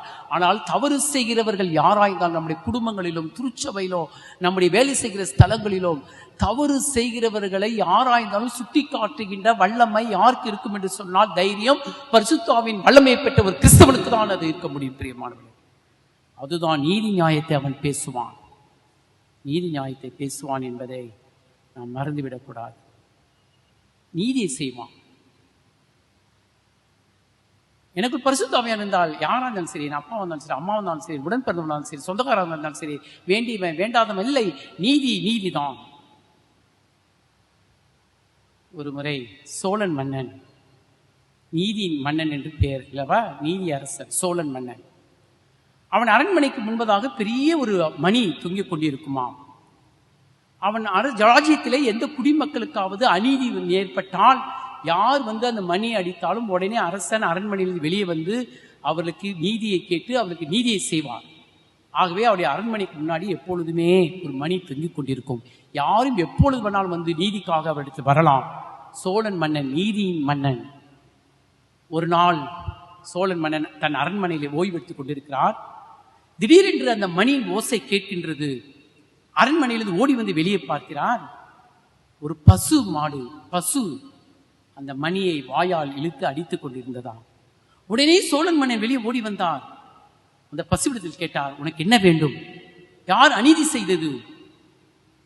அப்ப பசு சொன்னதாம், மன்னனே, இந்த ராஜ்யத்திற்கும் குடிமக்களுக்கெல்லாம் நீ நீதி செய்கிறீரே, எனக்கு நீதி செய்ய வேண்டும், கண்டிப்பாக உனக்கு நீதி செய்கிறேன், வாருங்கள் என்னோடு கூட என்று சொல்லி கொடுப்பார். கூட்டி போனதாம். கொஞ்சம் தூரத்தில் போன பிறகு அந்த பசுமாளுடைய குட்டி அப்படியே நசுங்கி ரோட்ல கடந்ததாம், ரத்தம் போக கடந்து. உடனே அரசனுக்கு கோபம் வந்தது. யார் இதை செய்தது? பசு சொன்னதாம், அரசரே, உம்முடைய மகன் தேரிலே வந்து என்னுடைய குட்டியை நசுக்கி விட்டு போய்விட்டான், சாகடித்து விட்டு போய்விட்டான், எனக்கு நீதி வேண்டும், நான் பெத்த என் குட்டி செத்து போய்விட்டது என்று சோழன் மன்னனிடத்தில் கேட்டதாம் அந்த மாடு. உடனே சோழன் மன்னன் தன் மகனை வரவைத்து அதே இடத்துல தேரேற்றி சாகடித்ததாக வரலாறு. பிரியமானவர்களே, ஒரு வரலாற்றில் இருக்கிற ஒரு மன்னன் நீதி செய்கிறான் என்று சொன்னால், இன்றைக்கு ஞானஸ்நானம் பெற்ற நீங்களும் நானும், பரிசுத்த திருவிருந்தில் பங்கு பெறுகிற நீங்களும் நானும் நீதி நியாயத்தை செய்கிறோமா? நீதியை பேசுகிறோமா? நியாயத்தை பேசுகிறோமா? அப்படி பேச வேண்டுமானால் நமக்கு பரிசுத்தாவின் வல்லமை இருக்க வேண்டும். இன்னைக்கு திருச்சபைகளில் நீதி நியாயம் இல்லை என்று சொல்லி நாம் சொல்வோமானால் அதுக்கு காரணம் பரிசுத்தாவின் அபிஷேகம், பரிசுத்தாவின் வல்லமை, பரிசுத்தாவினுடைய வழிநடத்துதல் இல்லாமல் போயிருக்கலாம். பிரியமானவர்களே, எனக்குள் ஆவியானவர் இருப்பார், ஆனால் நான் நீதி நியாயத்தை செய்வேன். Functions of the Holy Spirit. அடுத்ததாக importance of the Holy Spirit. என்னுடைய ஆவினாலே தான் ஆகும். பரிசுத்த ஆவியுடைய முக்கியத்துவம் என்ன? எபேசியர் 4:30 பரிசுத்த ஆவியை துக்கப்படுத்தாதிருங்கள். மத்தேயு 12:32 மனுஷகுமாரனுக்கு விரோதமா நீங்க பேசினால் மன்னிக்கப்படும், பரிசுத்த ஆவிக்கு விரோதமாய் பேசினால் அது ஒருபோதும் மன்னிக்கப்படாது என்று இயேசு சொல்கிறாரே. பேதுரு மறுதலித்தார், மன்னித்தார் ஆண்டவர். மனுஷகுமாரனுக்கு விரோதமாய் செய்தார்கள், பேசினார்கள், பிதாவை இவர்களுக்கு மன்னியும் என்று சொன்னார். நீ யூதருடைய ராஜாவானால் இறங்கி வா என்று சொன்னவனை ஆண்டவர் மன்னித்தார். கன்னத்தில் அடித்தவர்களை மன்னித்தார், சிலுவையில் அறைந்தவர்களை கூட அவர் மன்னித்தார். ஆனால் பரிசுத்த ஆவிக்கு விரோதமாய் ஒரு பேசுமானால் கடவுள் அவர்களை மன்னிக்க மாட்டார். அப்போஸ்தலர் 5 தெரியும், முதல் 10 அனனியா சப்பீராளில் பரிசுத்த ஆவிக்கு விரோதமாய் பொய் பேசினபடியா அவர்கள் இருவரையும் அதே இடத்துல அவர்கள் இறந்து போய்விட்டார்கள் அல்லவா? Importance of the Holy Spirit. திருச்சபையிலே பரிசுத்த ஆவியானவர் இருக்க வேண்டும். அப்படி வழிநடத்துதலுக்கு நாம் ஒப்பு கொடுக்க வேண்டும். அப்பொழுதுதான் திருச்சபை பசுமையாயிருக்கும். ஒரு கிறிஸ்தவ குடும்பங்கள்ல ஆவியானவர் வழி நடத்துவார் பிரியமானவர், ஜெயம் எடுப்பார் பிரியமானவர்களே. முதலாவது சொன்ன function of the Holy Spirit, இரண்டாவதாக importance of the Holy Spirit, மூன்றாவது ஒன்று சொல்லி முடிக்கிற power of the Holy Spirit, வல்லமை, பரிசுத்தாவின் வல்லமை. அவர்கள் ஒரே இருதயமுடையவர்களாய் கர்த்தரை தொழுது கொண்டார்கள். அப்போஸ்தலர் 1 நீங்க 42 பார்ப்பீர்களானால் அவர்கள் எல்லாரும் தங்கள் வீட்டிலே ஒன்று கூடி அப்பத்தை பிட்டு பகிர்ந்து கொண்டு ஒரே குடும்பமாய் வாழ்ந்து வந்தார்கள். தயவு செய்து இன்றைக்கு நீங்கள் எல்லாம் வீட்டில் இருக்கிறீங்க, யோசித்து பாருங்க. நான் சொல்கிறேன்னு நீங்கள் தப்பாக நினைக்காதீங்க. எனக்குள்ள ஆவியானவர் பேச நான் சொல்கிறேன். ஒரு மனுஷன், ஒரு கிறிஸ்தவன் உண்மையாகவே தேவன் உலகத்தை படைத்தார், ஆதாமையும் ஏவாளையும் தேவன் தான் படைத்தார் என்று ஒரு கிறிஸ்தவன் நம்பினால், விசுவாசித்தால், அவன் ஜாதி பார்க்க மாட்டான், ஜாதியை அவன் நம்ப மாட்டான். இயேசு கிறிஸ்து அப்படியா படைச்சாரு? எல்லாரும் ஒரே இருதயம், ஒரே குடும்பம் தான் பரிசுத்தாவின் வல்லமை. அப்போஸ்தலர் புத்தகத்தில் நான் படிச்சு பார்த்தேன் பிரியமானவர்களே. நீங்க கூட தயவு செய்து அதை படிச்சு பாருங்க. அப்போஸ்தலர் நடவடிக்கை புத்தகம் 17 26 மனுஷ ஜாதியான சகல ஜனங்களையும் அவர் ஒரே இரத்தத்தினாலே தோன்ற பண்ணி பூமியின் மீதெங்கும் குடியிருக்க செய்து முன் தீர்மானிக்கப்பட்ட காலங்களையும் அவர்கள் குடியிருப்பின் எல்லைகளையும் குறித்திருக்கிறார். மனுஷ ஜாதியான சகல ஜனங்களையும் அவர் ஒரே இரத்தத்தினாலே தோன்ற பண்ணி. மனுஷ ஜாதினா ஜாதி கிடையாது, ஆங்கிலத்தில் பார்த்தா நேஷன். அவர் இரத்தத்தினாலே மனுஷங்களை உண்டு பண்ணினார், தோன்ற பண்ணினார். பிரியமானவர்களே, பிளீஸ், அப்படியானால் ஜாதி எங்கே? நான் முழுக்க ஞானஸ்நானம் எடுத்திருக்கிறேன், நான் ரட்சிக்கப்பட்டிருக்கிறேன், அபிஷேகம் பண்ணப்பட்டிருக்கிறேன் என்று சொல்றவங்க கூட திருமணம் செய்யும் பொழுது ஜாதியை பார்க்கிறார்கள். திருச்சபைகளை ஜாதி, ஜாதியின் மூலமாய் அடையாளப்படுத்துவது. அவர் மனுஷ ஜாதியான சகல ஜனங்களையும் அவர் ஒரே இரத்தத்தினாலே தோன்ற பண்ணினார். இதுதான் சத்தியம் என்று சொன்னால் பரிசுத்த ஆவியானவர் நம்மை ஒன்றிணைக்கின்ற வல்லமை அவருக்கு இருக்கிறது அல்லவா? இந்த ஒரு வசனமும் அதே போல் முன்னே சொல்லி நான் முடிக்க 1 கொரிந்தியர் 10 16-17 நம்முடைய பெரிய வியாழக்கிழமையுடைய படிவாக்கியம். நாம் ஆசீர்வதிக்கிற ஆசீர்வாதத்தின் பாத்திரம் கிறிஸ்துவனுடைய ரத்தத்தின் ஐக்கியமாயிருக்கிறது அல்லவா? நாம் பிற்கிற அப்பம் கிறிஸ்துவனுடைய சரீரத்தின் ஐக்கியமாயிருக்கிறது அல்லவா? நல்லா கவனிங்க. அந்த ஒரே அப்பத்தில் நாம் எல்லாரும் பங்கு பெறுகிறபடியால் அநேகராய் இருக்கிற நாம் ஒரே அப்பமும் ஒரே சரீரமாயிருக்கிறோம். அப்ப இந்த திருவிருந்துக்கு நாம் வந்து இந்த ஒரே அப்பத்தை புசிப்பதினாலே, நாம் பங்கு பெறுவதினாலே நமக்குள் எல்லாரும் கிறிஸ்துவுக்குள் ஒரே சரீரமாயிருக்கிறோம். அப்படியானால் ஜாதி கிடையாது, ஜாதி இல்லை. அது பரிசுத்த ஆவியின் வல்லமை நாம் எல்லாரையும் ஒன்று கூட்டி ஒரே குடும்பமாய் நம்ம இணைத்து விடுகிறது. Power of the Holy Spirit. ஆதி திருச்சபை அந்த வல்லமை, அந்த வல்லமையை பற்றி நான் பேசுகிறேன். துன்பத்தை தாங்கிக் கொள்கிற வல்லமை பரிசுத்த ஆவியானவர் கொடுப்பார். பிரியமானவர்களே, துன்பத்தை எடுத்து போடுவார் என்பதை விட என் வாழ்க்கையில் வருகின்ற வியாதிகளாய் இருக்கலாம், பலவீனங்களாய் இருக்கலாம், கஷ்டங்களாய் இருக்கலாம், போராட்டமாய் இருக்கலாம், என் குடும்ப பாரங்களாய் இருக்கலாம், எப்படிப்பட்ட துன்பமாய் இருந்தாலும் அதை தாங்கிக் கொள்கின்ற பலத்தை பரிசுத்த ஆவியானவர் மாத்திரம்தான் கொடுக்க முடியும். இல்லை என்றால் அந்த மனிதன் தற்கொலை செய்து கொள்வான் கண்டிப்பாகவே. அப்போஸ்தலர் புத்தகம் 7ஆம் அதிகாரம் 6ஆம் அதிகாரம் கடைசி வசனத்துல ஸ்தேவானை கொண்டு போய் ஆலோசனை சங்கத்தில் நிறுத்துறாங்க. நீங்க எடுத்து படிச்சு பாருங்க. அவன் முகம் தேவதூதனை போல பிரகாசித்தது. அப்போஸ்தலர் 7ஆம் அதிகாரம் கடைசி வசனங்களில ஸ்தேவானை கல்லால் அடிக்கிறார்கள். அவனோ வானத்தை அண்ணாந்து பார்த்து, பிதாவே இவர்கள் பாவத்தை மீது சுமத்தாதிரும், என் ஆவியை ஏற்றுக்கொள்ளும் என்று சொல்லி தன் ஜீவனை கொடுக்கின்றார். அந்த துன்பம் மத்தியிலையும் அதை தாங்கிக் கொள்கிற வல்லமை பரிசுத்த ஆவியானவர் பெற்றிருந்தால் மாத்திரம்தான் முடியும். பிரியமானவர்களே, இந்த பரிசுத்த ஆவியின் வல்லமையை பவுல் பெற்றபடினால்தான், ஸ்தேவான் பெற்றபடினால்தான் அவர்கள் வல்லமையாய் ஊழியத்தை செய்தார்கள். இந்த வாழ்க்கையில் நம்மளுக்கு எவ்வளோ விளைவினங்கள், துன்பங்கள் வரலாம். எனக்குள்ள பரிசுத்த ஆவியின் அபிஷேகம் இருக்கும் பொழுது பிரியமானவர்களே, நிச்சயமாகவே நாம் ஜெயம் எடுக்க முடியும். நான் அடிக்கடி ருசித்து வாசிக்கிற பகுதி என்ன தெரியுமா? 2 கொரிந்தியர் 4ஆம் அதிகாரம் வாசி முடிக்கிறேன். 2 கொரிந்தியர் 4ஆம் அதிகாரம் 6ஆம் வசனத்திலிருந்து தயவு செய்து கொஞ்சம் கேர்ஃபுல்லா வாசிக்க கேட்போமா?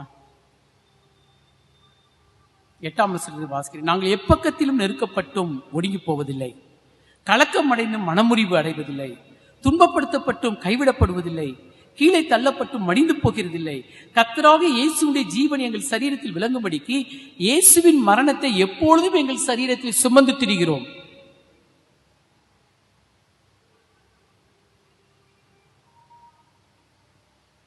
பதினாலாம் வசனம், கர்த்தராகிய இயேசுவை எழுப்பினவர் எங்களையும் இயேசுவை கொண்டு எழுப்பி உங்களுடனே கூட தமக்கு முன்பாக நிறுத்துவார் என்று அறிந்திருக்கிறோம். ஆனபடினாலே நாங்கள் சோர்ந்து போகிறதில்லை. எங்களுடைய உள்ளான மனுஷன், எங்களுடைய புறமான மனுஷன் அழிந்து உள்ளான மனுஷன் நாளுக்கு நாள் புதிதாக்கப்படுகிறான். அன்பார்ந்த தேவஜனமே, பரிசுத்தாவின் அபிஷேகத்தை நீ பெற்றிருப்பாயானால் துன்பங்களை தாங்கிக் கொள்கின்ற வல்லமை ஆண்டவர் தல்வா. துன்பப்படுத்தப்பட்டு கைவிடப்படுவதில்லை, கீழே தள்ளப்பட்டு நீ மடிந்து போக மாட்டாய் என்று பவுல் எழுதுகிறார். எப்பக்கத்தில் நெருக்கப்பட்டால் ஒடுங்கி போக மாட்டாய். ஏனென்றால் பரிசுத்த ஆவியின் வல்லமை எனக்குள் இருக்கும் பொழுது, உங்களுக்குள் இருக்கும் பொழுது துன்பத்தை தாங்கிக் கொள்கிற பலத்தை உங்களுக்கு கொடுப்பார். பிரியமானவர்களே, அதை நீங்கள் பெற்றுக்கொள்ளுங்கள். ஆகவே தான் பிலிப்பியர் 4:13 வசனத்துல என்னை பலப்படுத்துகிற கிறிஸ்துவினாலே எல்லாவற்றையும் செய்ய எனக்கு பலன் உண்டு. அரைக்கு உலான ஒரு வசனம் அல்லவா? துன்பத்தை தாங்கிக் கொண்டவர்கள் நம்முடைய மிஷனரிமார்கள். எவ்வளவோ அவமானங்கள் அவர்களுக்கு வந்தன, கஷ்டங்கள் வந்தன. ஆனால் ஆண்டவருக்காக வாழ்ந்தார்கள், ஊழியம் செய்தார்கள் சொன்னால் அதற்கு பரிசுத்த ஆவியின் வல்லமை. பிரியமான தேவச்சனமே, நான் அந்தமான் நிக்கோபார் தீவிலே சபை குருவாக இருந்தபோது ரோஸ் ஐலண்ட் என்கிற ஒரு தீவு இருக்கிறது. அது இப்போ நேவி கண்ட்ரோலில் இருக்கிறது. ஃபுல்லாக பிரிட்டிஷ்காரர்கள், வெள்ளக்காரங்க போய் அங்கே ஊழியம் செஞ்சுருக்காங்க. அப்போ அந்த கல்லறை தோட்டத்தை போய் பார்த்தோம், இன்னும் இருக்கிறது. எல்லாமே பிரியமானவர்களே நம்முடைய லுத்தரன் மிஷனரிகள் அப்பவுமே போயிருக்காங்க. 1800 சம்திங் அந்த இயரில். கல்லறையில் எழுதப்பட்டிருக்கிற வயது 28 வயது, 25 வயது, 20 வயது, 10 வயது, 5 வயது, 2 வயது, 1 வயது, 6 மாத குழந்தையெல்லாம் அந்த மிஷனரிமார்கள் ஆண்டவருக்காக துன்பங்களை சகித்தார்கள். தங்கள் சொந்த இரத்தங்களை இழந்தார்கள். அதை தாங்கிக் கொண்டு அவர்கள் கர்த்தருடைய ஊழியத்தை செய்தார்கள் என்று சொன்னால் அதற்கு காரணம் அவர்களுக்குள் பரிசுத்தாவின் வல்லமை இருந்தபடினாலே அவர்கள் அந்த ஊழிய ஆண்டவர்கள் வாழ்ந்தார்கள். இன்றைக்கு நீங்களும் நானும் பிரியமானவர்களே, இந்த கொள்ளை நோய் காலங்களில தாங்கிக் கொள்கிற வல்லமை உங்களுக்கு இருக்கிறதா? இந்த கொள்ளை நோய் மத்தியிலே நான் பயப்பட மாட்டேன், நான் இயேசுவின் பிள்ளை, என்னை ஒன்றும் அணுகாது என்று சொல்லி நம்ம எல்லாரும் பரிசுத்தாவில் நிரப்பப்பட்டவளாக இருக்கும் பொழுது எந்த கொள்ளை நோய்களோ இந்த உலகத்தின் எந்த பயங்களோ நம்மை சேதப்படுத்தாதல்லவா? இன்னைக்கு சுவிசேஷ பகுதியில் நாம் வாசித்து கேட்டோமே, 14ஆம் அதிகாரத்தில் யோவான் இயேசு சொல்கிறாரே, சமாதானத்தை உங்களுக்கு தருகிற அந்த சமாதானத்தை இன்றைக்கு நாம் பெற்றிருக்கிறோமா? அது பரிசுத்தாவின் பலன்தான். அன்பார்ந்த தேவஜனமே, எவ்வளோ அவமானங்கள், போராட்டங்கள், எதிர்ப்புகள், வீண்பலிகள், இவைகளெல்லாம் தாங்கிக் கொள்வதற்கு பரிசுத்தாவின் வல்லமை நமக்கு வேண்டும். நம்முடைய வாழ்க்கையில் வருகிற கஷ்டங்கள், குடும்ப பாரங்களை தாங்கிக் கொள்கிற பரிசுத்தாவின் வல்லமை நமக்கு வேண்டும். பலத்தினாலும் அல்ல, பராக்கிரமத்தினாலும் அல்ல, கர்த்தருடைய ஆவினாலே ஆகும் என்று கர்த்தர் சொல்கிறார். அந்த பரிசுத்தாவின் வல்லமை நாம் பெற்றுக்கொள்ளும். ஆதி திருச்சபை அந்த ஆவினால் நிரப்பப்பட்டு பழுகி பெரியது. கடைசியாக ஒன்று சொல்லி முடிச்சு விடுகிறேன். எலியா தீர்க்கதரிசி 1 ராஜாக்கள் 18ஆம் அதிகாரம் 17ஆம் வசனத்தில் ஆகாப் சொல்றாரு எலியாவை பார்த்து, இஸ்ரவேலை கலங்கப்படுகிறவன் நீ அல்லவா? எலியாவை பார்த்து இஸ்ரவேலை கலங்குதான். அதே வார்த்தை அப்போஸ்தலர் நடபடிகள் 17ஆம் அதிகாரம் 6ஆம் வசனத்துல யாசோனை கொண்டு போய் இழுத்து நிறுத்திட்டு பவுலி சீலாவையும் அடைக்கலம் கொடுத்தான். பவுலு சீலா என்று சொல்றாங்க, உலகத்தை கலக்குகிறவர்கள் இங்கேயும் வந்து விட்டார்கள், உலகத்தை கலக்குகிறவர்கள் இங்கேயும் வந்து விட்டார்கள். பரிசுத்தாவின் வல்லமை, பரிசுத்தாவின் மகிமை உங்களுக்கு இருக்குமானால் உலகமே உங்களை பார்த்து கலங்கும், பயப்படும். பயப்படணும் ஐயோன்னு தவறான பயம் அல்ல, அது உன்னதமான ஒரு பயம். பவுலு சீலா வந்தாலும் உலகத்தை கலக்குகிறவர்கள் வந்து விட்டார்கள். பிசாசுகள் ஓடின, அசுத்தங்கள் ஓடின. அன்பார்ந்த தேவச்சனமே, பரிசுத்தாவின் வல்லமையை பெற்றுக்கொள்வோம். ஒரே வழி, இந்த கொள்ளை நோய்க்கு தப்பிக்கொள்வதற்கு ஒரே வழி பரிசுத்தாவின் வல்லமையை பெற்றுக்கொள்ளுங்கள். நம்முடைய வாழ்க்கையில் வரைய துன்பங்கள், சோர்வுகளை, கவலைகளை மேற்கொள்வதற்கு ஒரே வழி பரிசுத்தாவியை பெற்றுக்கொள்ளுங்கள். கடைசியாக அப்போஸ்தலர் நடபடிகள் 9ஆம் அதிகாரம் 31ஆம் வசனத்தை வாசித்து முடிக்கிறேன்.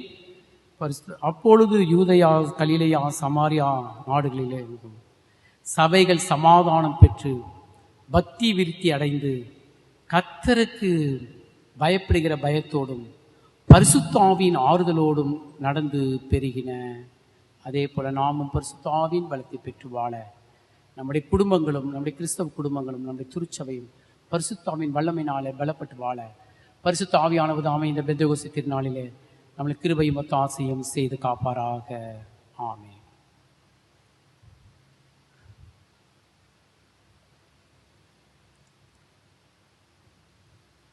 பிரியமானவர்களே, பராபரன் இப்பொழுதும் தம்முடைய வார்த்தையை நமக்கு அறிந்தபடினால் நாம் கர்த்தருக்கு தோத்திர பலிகளை ஏறெடுப்போம்.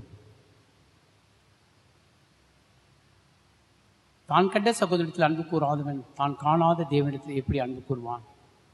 ஒருவன் பெருத்து செல்வம் உடையவனாய் இருந்தும் தன் சகோதரன் குறைச்சல் உணவன் என்று கண்டு அவனுக்கு விலக தன் இதயத்தை அடைத்துக் கொண்டால் பராபரின் சிநேகம் அவனில் எப்படி நிலைத்து நிற்கும்? கர்த்தருடைய பெரிய கிருபையினாலே இந்த மே மாதத்தின் கடைசி நாளை நாம் முடிக்கின்றோம். கடைசி ஞாயிற்றுக்கிழமை பெந்தெகோஸ்தே திருநாள். நம் இல்லங்களிலே இதை கொண்டாடுவோம். எல்லாரும் உங்கள் இல்லங்களை தயவுசெய்து சந்தோஷத்தோடு மகிழ்ச்சியோடு பெந்தெகோஸ்தே திருநாளை கொண்டாடுங்கள். வருகிற ஞாயிற்றுக்கிழமை உங்களுக்கு என்ன பண்டிகை என்று தெரியும். வருகிற ஞாயிற்றுக்கிழமை தான் நம்ம கடைசி பண்டிகை. என்ன பண்டிகை என்று சொன்னால் திருத்துவ பண்டிகை. அந்த திருத்துவ பண்டிகை சத்தியத்தை நாம் வருகிற ஞாயிற்றுக்கிழமை கேட்போம். எல்லாரும் மிகவும் சந்தோஷமாக இருங்கள். நல்ல ஜெபம் பண்ணுங்க, உபவாசம் இருந்து ஜெபம் பண்ணுங்க, ஊக்கமாக ஜெபம் பண்ணுங்க, பிறர் குற்றத்தை மன்னித்து ஜெபம் பண்ணுங்க. கர்த்தர் இந்த கொள்ளை நோயில் நமக்கு விடுதலை கொடுத்து வருவார். சென்னையில் தான் அதிகமாக தொற்று பரவுகிறது என்று சொன்னால் தேவன் சென்னை மாநிலங்களை அற்புதத்தை செய்யப்படுகிறார். சென்னை மாநிலத்துக்கு நம்முடைய குரு சங்கரைகளெல்லாம் தேவன் தெரிந்து கொண்டு எல்லா சிஎஸ்சி சபையாக இருந்தாலும் சரி, பெந்தெகோஸ்தே சபையாக இருந்தாலும் சரி, லுத்தரன் சபையாக இருந்தாலும் ஆர்சி தேவன் தம்முடைய சித்தத்தை நிறைவேற்றியிருக்கிறார். பயப்பட வேண்டாம். நீங்கள் பரிசுத்த ஆவிக்குள் நிரம்பி ஜெபம் பண்ணுங்க.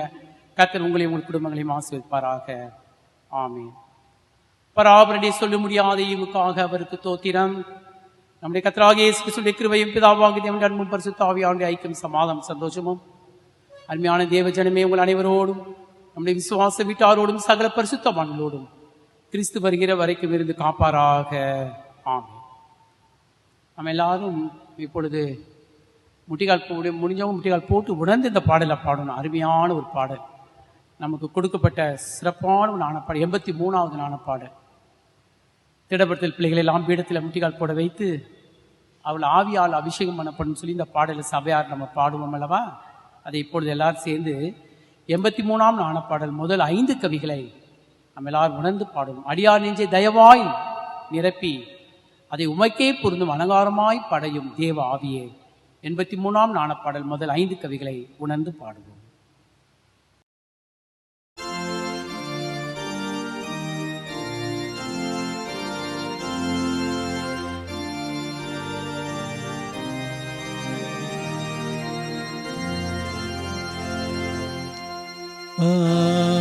அடியானே ஜெயதயவாய்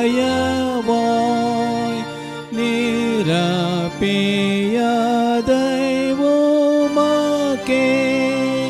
பொருந்தும் அலங்காரமாய் படையும் தேவ ஆவியே, மெய்தேற்றரவழிக்கிற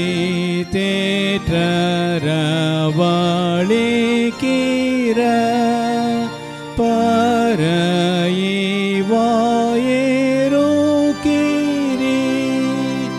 வானாபிஷேகமாகிய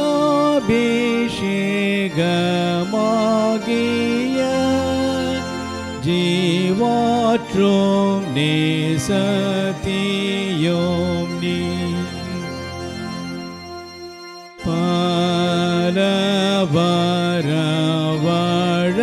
பலவரவழங்கிய நீ தம்பிரானது வீர தெய்வீக சொல் போரப்பட ஓமால் தெரியும் மொழிகள்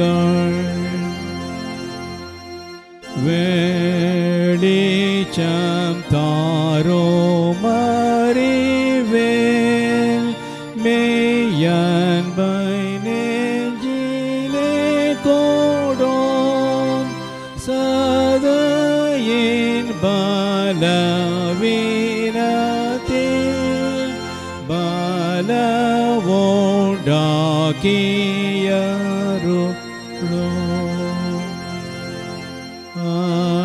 அடியார் எச்சரிக்கையாய் நீர் ஏவும் போல் நடக்கவே பேசோசின் சூதை தூரமாய் விலக்கோ மன வாசரே.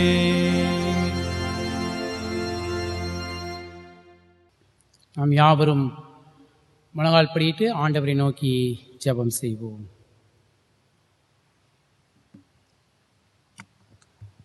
கிருபை நிறைந்த பரிசுத்தமுள்ள பிதாவே, இந்த பெந்தகோஸ்தே திருநாளுக்காக உம்மை துதிக்கிறோம், ஸ்தோத்திரிக்கிறோம் ஸ்தோத்திரிக்கிறோம் ஸ்தோத்திரிக்கிறோம் ராஜா. ஆதி திருச்சபையில புறஜாதிகள் எல்லார் மீதும் பரிசுத்த ஆவியானவர் நிரப்பப்பட்டார். நீர் எல்லாரையும் இது வல்லமையினால் நிரப்பினீர்.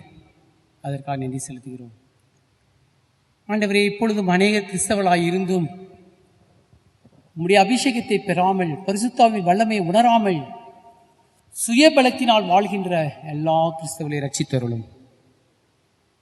உம்முடைய அபிஷேகத்திற்காக நன்றி ராஜா. ஒவ்வொரு நாளும் எங்களுடைய உள்ளான மனிதன் புதிதாகும்படி நாளுக்கு நாள் இந்த ஆவியானவரை கொண்டு புதுப்பித்தருளும். கர்த்தாவே, இந்த உலகத்தில் பயணம் பண்ணுகிற நம்முடைய திருச்சபையை நீர் கண்ணோக்கி அருளும். ஆண்டவரே, எங்களுடைய திருச்சபையில் இருக்கிறதான எல்லா இடர்களையும் எடுத்து போட்டு பரிசுத்தாவில் நிரப்பப்பட்ட திருச்சபையாய், ஆவின் வரங்களால் நிரப்பப்பட்ட திருச்சபையாய், ஆவின் கனிகள் நிரப்பப்பட்ட திருச்சபையாய் இருக்க மீண்டும் புதுப்பித்தருளும் ராஜா. எங்களுடைய திருச்சபையிலே பேராயர், ஆலோசனை சங்கத்தார், எங்களுடைய திருச்சபையில் ஊழியம் செய்கிற சபை குருமார்கள், அவருடைய குடும்பங்கள், பிள்ளைகளே நீ கண்ணோக்கி அருளும். உண்மை முத்தமாய் ஊழியம் செய்ய எங்களை பரிசுத்த ஆவியால் நிரப்பு ராஜா.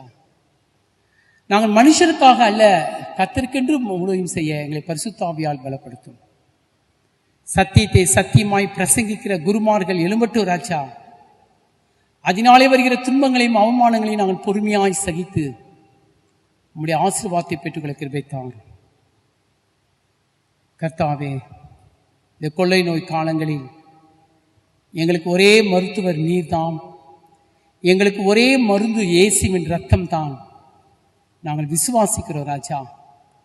யாரெல்லாம் இயேசுவின் ரத்தம் ஜெயம் என்று சொல்லி இவை நோக்கி பார்க்கிறார்களோ, கூப்பிடுகிறார்களோ, என் தேவாதி தேவன் பரலோகத்தில் இறங்கி அந்த குடும்பங்களை ரட்சித்தருளும். இந்த கொள்ளை நோயிலிருந்து எங்களை விலக்கி காணும் ராஜா.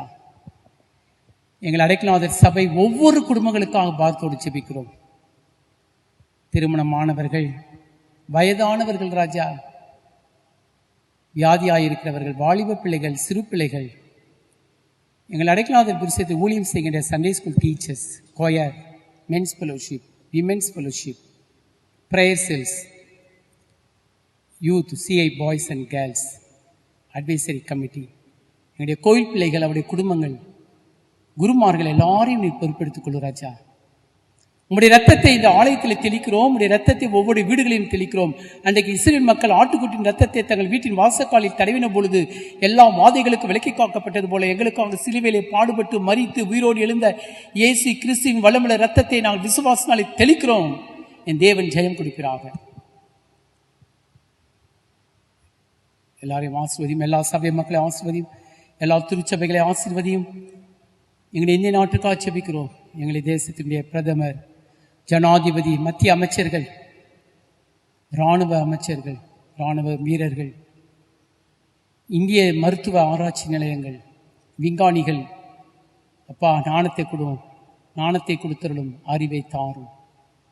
எங்கள் தமிழ்நாட்டின் முதலமைச்சர், துணை முதலமைச்சர், அமைச்சர்கள், எம்எல்ஏக்கள், IAS officers, IPS officers, doctors, nurses, மருத்துவத்துறையில் இருக்கிற அநேகர், எல்லா கலெக்டர்ஸ், தாசில்தார், டிப்டி தாசில்தார், அரசாங்க அதிகாரிகள் எல்லாரும் தேவ ஆவியானவர் இந்த ஞானத்தினாலே பூமி எங்கும் இந்தியா முழுவதும் இந்த ரத்தத்தை எல்லைகளிலே தெளிக்கிறோம் ராஜா.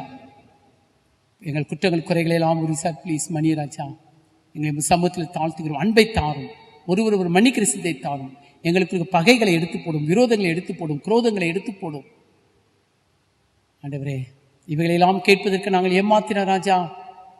உம்முடைய பிள்ளைகள் என்று சொல்வதற்கு நாங்கள் பாத்திரவான்கள் அல்ல.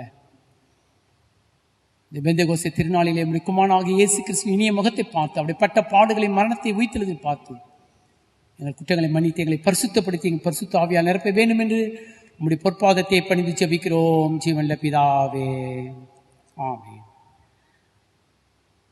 கர்த்தர் நம் கற்பித்த ஜெபத்தை பயபக்தியோடும் விசுவாசத்தோடும் எல்லாரும் முழங்கால் படிட்டு வில்லங்களிலே பயபக்தியோடு ஏறெடுப்போம். பரமண்டலங்கள் இருக்கிற எங்கள் பிதாவே, உம்முடைய நாமம் பரிசுத்தப்படுவதாக, உம்முடைய ராஜ்யம் வருவதாக, உம்முடைய சித்தம் பரமண்டலத்திலே செய்யப்படுவது போல பூமியிலும் செய்யப்படுவதாக. அன்னென்று வேண்டிய அப்பத்தை எங்களுக்கு இன்று தாரும். எங்கள் கடனாளிகளுக்கு நாங்கள் மன்னிக்கிறது போல எங்கள் பாவ குற்றங்களை மன்னித்தரணும். எங்களை சோதனைக்கு பேசிக்கப்படாதிரும், தீமென்று ரட்சித்துக் கொள்ளும். ராஜ்யம் வல்லமை மகிமை நன்றிக்கும்படிகளே சுவாமி, ஆமீன். நம்ம எல்லாரும் நம்முடைய இல்லங்களில் எழுந்து நின்று கர்த்தருடைய ஆசீர்வாதத்தை விசுவாசத்தோடு பெற்றுக்கொள்வோம். கர்த்தரானவர் உங்களோடு இருப்பாராக.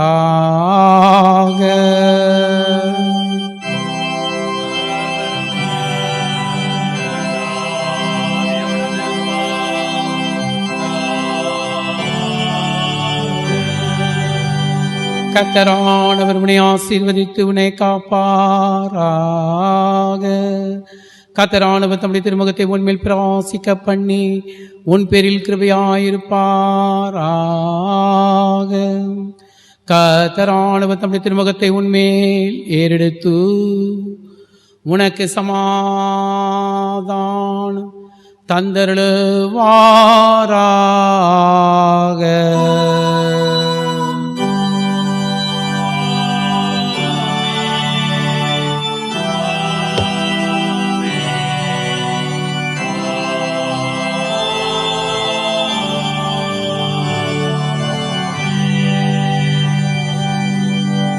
பிரியமானவர்களே, நாம் கடைசியாக பரிசுத்த ஆவியுடைய கைக்குள்ளாக நம்மை ஒப்பு கொடுத்து 138ஆம் ஞானப்பாடல் முதல் 2 கவிகளையும் கடைசி 2 கவிகள் 17ஆம் 18ஆம் கவியை நாம் பாடி கர்த்தரை ஸ்தோத்திரிப்போம்.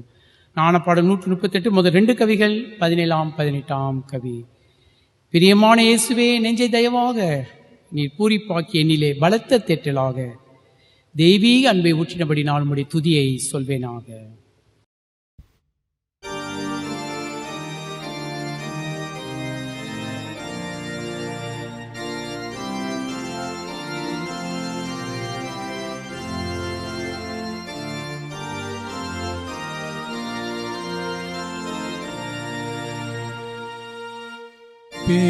பிரியமான இயேசுவே, என் நெஞ்சை தயவாக நீர் பூரிப்பாக்கி என்னிலே பலத்த தேற்றலாக தெய்வீக அன்பை ஊற்றிய படியினால் ஓமோடைய தோதியை சொல்வேனாக.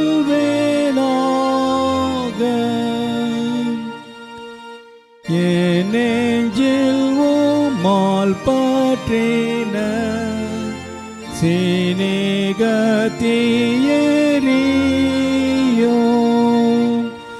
என் மனமும் மால்வோத்தம மகிழ்ச்சியறியோ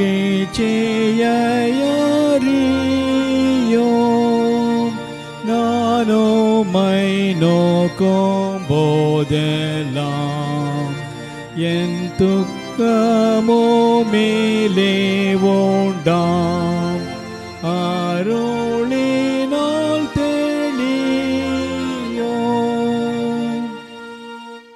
நீ துக்கத்திலே நாரோதல் நீர் வாழ்வில் என் களிப்பு நீர் வேலையில் எனலோவர் பகலில் என் சிந்திப்பு நீராவிலே நடைக்கலாம்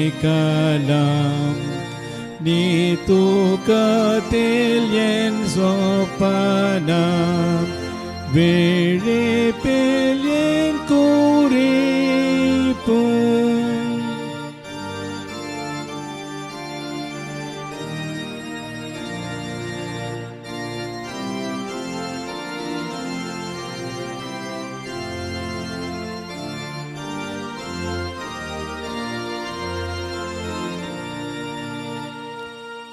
ஆவோ பேலாத அழகே நான் எத்தனை சொன்னாலும் என் ஆவினால் முடியாதே நான் என்ன வாஞ்சித்தாலும் அதெல்லாம் நீரே இயேசுவே மாதயவுள்ள நேசரே நீரென்றும் என்னை ஆளும். கர்த்தர் நமக்கு இந்த பெந்தகோஸ்து திருநாளிலே நமக்கு கொடுத்த சத்தியத்திற்காக ஆவி அபிஷேகத்திற்காக எல்லார் கரங்களை வைத்து நம்முடைய வீடுகளிலே கர்த்தரை ஸ்தோத்திரிப்போம். என் ஆத்துமாவே கர்த்தரை ஸ்தோத்திரி, என் முழுமே நாமத்தை ஸ்தோத்திரி. என் ஆத்துமாவே கர்த்தரை ஸ்தோத்திரி, கர்த்தர் செய்த சகல வழி மறவாதே. ஆமேன் ஆமேன். எல்லாம் சேர்ந்து கர்த்தரை கெஞ்சி சொல்லுவோம். சுவாமி கிருபையாயிரும், கிறிஸ்துவே கிருபையாயிரும், சுவாமி கிருபையாயிரும். ஆமேன் ஆமேன். அல்லேலூயா. இயேசுவின் ரத்தம் ஜெயம், இயேசுவின் ரத்தம் ஜெயம், இயேசுவின் ரத்தம் ஜெயம். ஆமேன் ஆமேன். ஸ்தோத்திரம் பராபனுக்கு ஸ்தோத்திரம், பராபனுக்கு ஸ்தோத்திரம்.